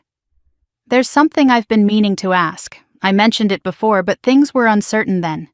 They're not uncertain now." I waited. "I've been in that senior community for almost a year. It's fine, clean, safe, professional." He looked around the empty room. "But it's not home. This is home. Or it was once. I'd like it to be home again." "Grandpa, we've already discussed this. You're welcome here." "I know, but I wanted to ask properly. In this house, where Clara and I started." His voice grew thick. "I want to end here too, with family who actually wants me." I reached over and took his weathered hand. "This house is as much yours as it is ours. You don't have to ask. You never did." Ethan spoke up from his spot on the floor. "Plus, you promised to teach me more songs. You can't do that from the senior place. We need you here. The piano needs you too." William laughed. "Well, if the piano needs me, I suppose I have no choice." I looked at them both, my son and my grandfather, two people who had been overlooked by the same family, finding each other in the wreckage. "When can you move in?" William grinned. "How does tomorrow sound?" "Tomorrow sounds perfect." Later that night, after Ethan had fallen asleep in his new room on a mattress on the floor, After William had returned to his apartment to pack, I walked through the empty house alone. My footsteps echoed on the hardwood floors. I touched the walls, the door frames, the windows. This was real. This was mine. I'd fought for it, bled for it, lost my old family for it, and gained something better. I paused at the theater door. Soon it would be Clara's room, a music room built from the bones of betrayal. Ethan would play there, William would listen, and Clara's piano would finally be where it belonged. My phone lit up with a message from the orchestra. Ethan's first performance is scheduled for 6 months from now. Families are encouraged to attend. I smiled in the darkness. 6 months. By then, the house would be complete. The music room finished. My son would take the stage with Clara's blessing and William's teaching, and for the first time in 3 generations, a Collins would perform for a family that actually showed up. I walked back to my room and lay down on the mattress, listening to the silence of my new home. Tomorrow, William would arrive with his boxes and his memories and his lifetime of love for a woman who had wanted only one thing, for her piano to find someone who would hear it. Tomorrow, a new life would begin. I closed my eyes, and for the first time in months, I slept without dreaming. 6 months can change everything. 6 months can heal wounds you thought would never close. 6 months can turn a house into a home and strangers into family and silence into music. I woke to the sound of piano, the way I did every morning now. Not practicing scales, not exercises, real music. Chopin's Nocturne floating up the stairs like it had been doing for generations, like Clara herself was playing somewhere just out of sight. But it wasn't Clara. It was Ethan, my son. 10 years old now, his birthday celebrated last month with a small party in our backyard. Just William, a few friends from school, and a cake shaped like piano keys. No relatives from my side, no awkward silences. No one looking through him like he wasn't there. It was perfect. I got out of bed and walked to the window. The backyard looked different now. William had planted a garden where the construction debris used to pile up, tomatoes, peppers, herbs Clara used to grow. He said it helped him feel close to her. The music room was visible from here, too, where the home theater used to be. We'd torn out the massive screen and replaced it with floor-to-ceiling windows that flooded the space with natural light. The leather seats were donated to a community center. The fiber optic stars dismantled and discarded. In their place stood Clara's piano, the Bosendorfer, 131 years old, and more beautiful than ever. Today was the day. Ethan's first performance with the Regional Youth Orchestra. 6 months of rehearsals, 6 months of preparation, 6 months of watching my son transform from a quiet boy who made himself small into a young musician who took up exactly as much space as he deserved. I found William in the kitchen, already dressed in his best suit. The same charcoal gray he'd worn to the confrontation. The same one he'd worn to Clara's funeral. He said it was his lucky suit now. "Nervous?" I asked. He smiled. "Terrified. You?" "Same." We laughed together. The easy laugh of people who had survived something and come out stronger on the other side. Ethan appeared in the doorway, his formal concert attire making him look older than 10. White shirt, black pants, polished shoes, his hair combed carefully, the way William had taught him. "I'm ready," he said. William stood and crossed to him, adjusted his collar, straightened his shoulders. "Clara would be so proud of you," he said. "I'm so proud of you." "What if I mess up?" "Then you'll keep playing. That's what musicians do. The music doesn't stop for mistakes. It carries them forward and makes them part of the story." Ethan nodded slowly. "Grandpa, will you sit in the front row?" "I wouldn't sit anywhere else." The concert hall was larger than I expected. Rows of velvet seats stretching back into shadow. A stage lit with warm spotlights. The smell of polished wood and anticipation. Families filled the seats around us. Parents with cameras, grandparents with programs clutched in nervous hands, siblings squirming with boredom they'd regret later when they understood what they were witnessing. William and I sat in the front row, exactly as promised. 2 seats on the aisle, reserved for family. I noticed a familiar face a few rows back, Andrew Chen, in a suit slightly less formal than usual. He caught my eye and nodded. A small gesture, an acknowledgement. He'd come to watch. The lawyer who had made all of this possible. The man who had turned William's careful planning into legal reality. He was here to see the result. "I didn't know Andrew was coming," I whispered to William. "I invited him." William's voice was thick. "He should see what he helped create." The lights dimmed. The audience hushed. A woman in a black dress walked onto the stage and welcomed everyone to the Regional Youth Orchestra's spring concert. I barely heard her words. My eyes were fixed on the wings of the stage, where I could just make out the young musicians waiting for their cue. And then they walked out. 23 children between the ages of 8 and 14, violins and cellos and flutes and clarinets. And there, walking to the grand piano at the center of the stage, was Ethan, my son. My heart stopped beating, or maybe it beat so fast I couldn't feel the individual pulses anymore. He sat at the bench, adjusted the height, placed his hands in his lap, looked out at the audience with an expression I'd never seen before. Confidence. Real confidence.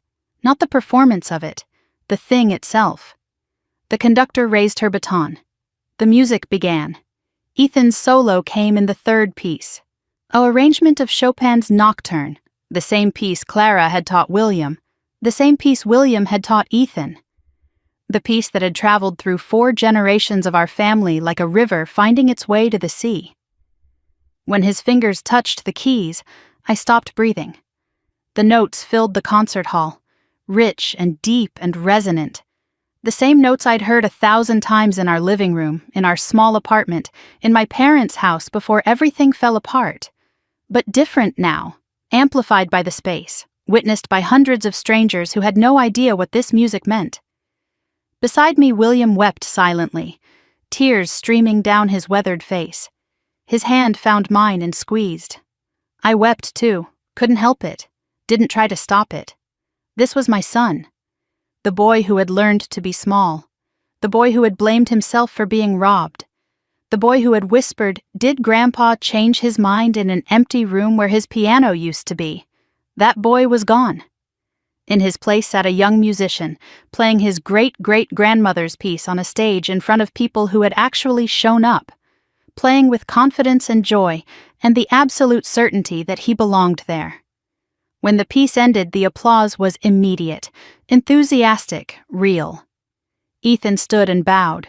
His eyes found us in the front row, found William still crying, found me still crying. He smiled, the biggest smile I'd ever seen on his face.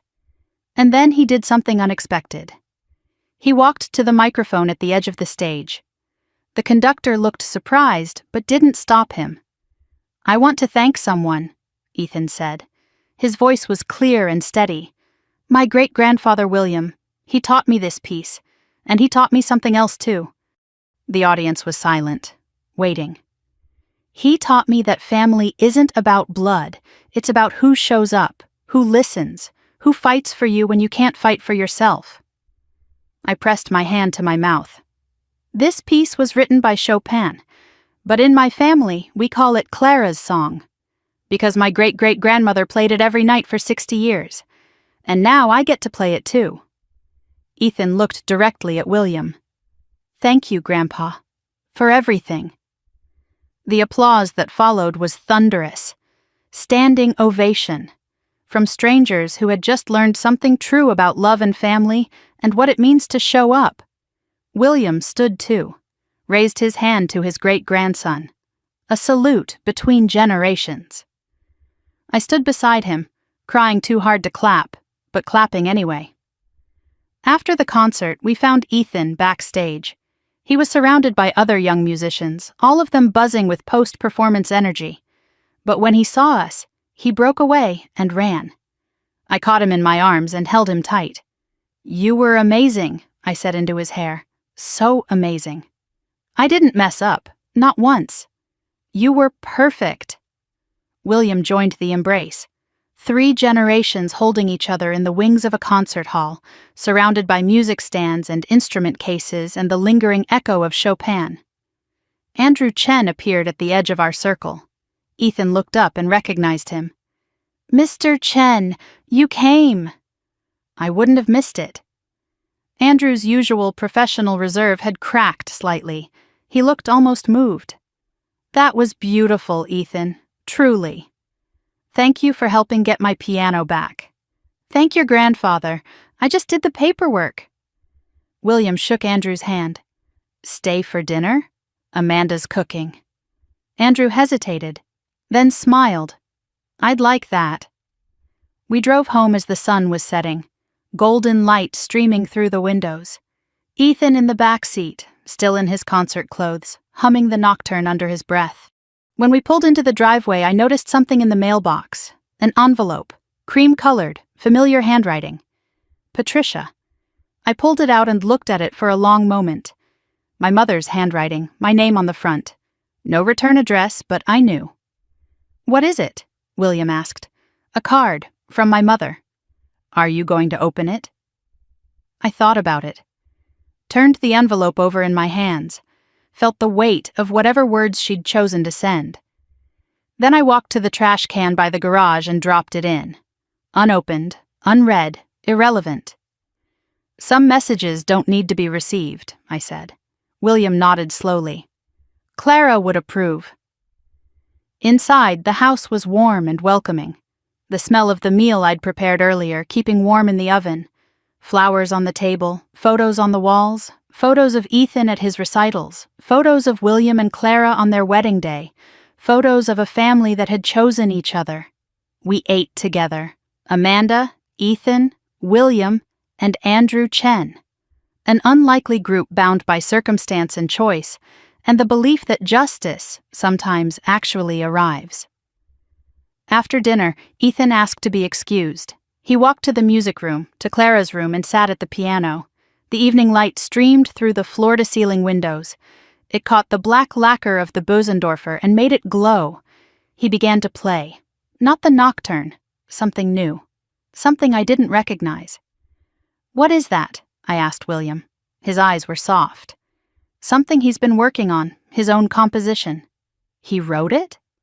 "Clara started composing when she was about his age, too." I stood in the doorway of the music room, watching my son create something that had never existed before. His small hands moving across the keys with confidence and purpose, his face calm, present, whole. Andrew came to stand beside me.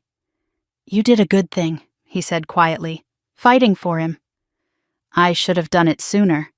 You did it when it mattered. That's what counts." William joined us. 3 adults watching a child play piano in a room built from the wreckage of betrayal.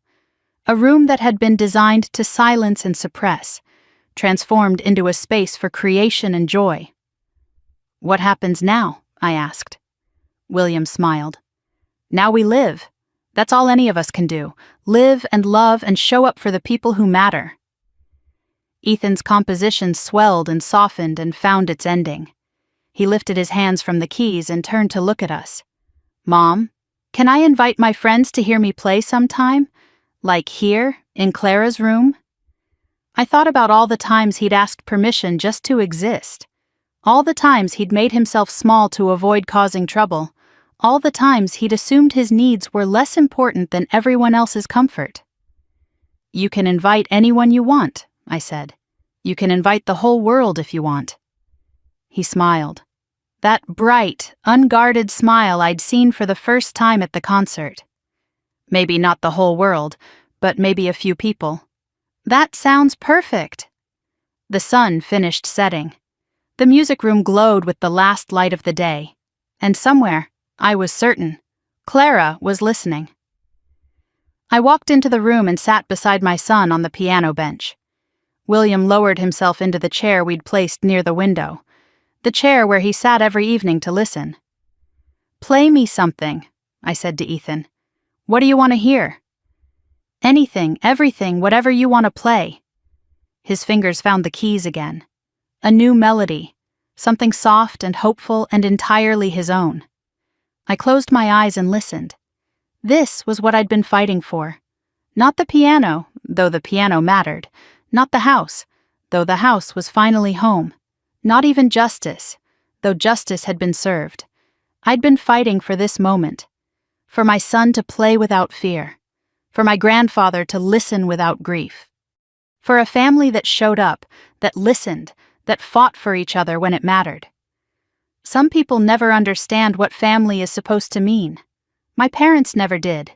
They saw family as ownership, as obligation, as a hierarchy of importance with themselves at the top. But family is something else entirely. Family is choice. Family is presence. Family is the people who sit in the front row and cry when you succeed. The music faded. Ethan looked up at me. "Mom, are you happy?" I put my arm around him and pulled him close. Happier than I've ever been. He leaned into me, warm and solid and real. Me too. Outside the windows, stars were beginning to appear. The same stars Clara had watched through this same window decades ago.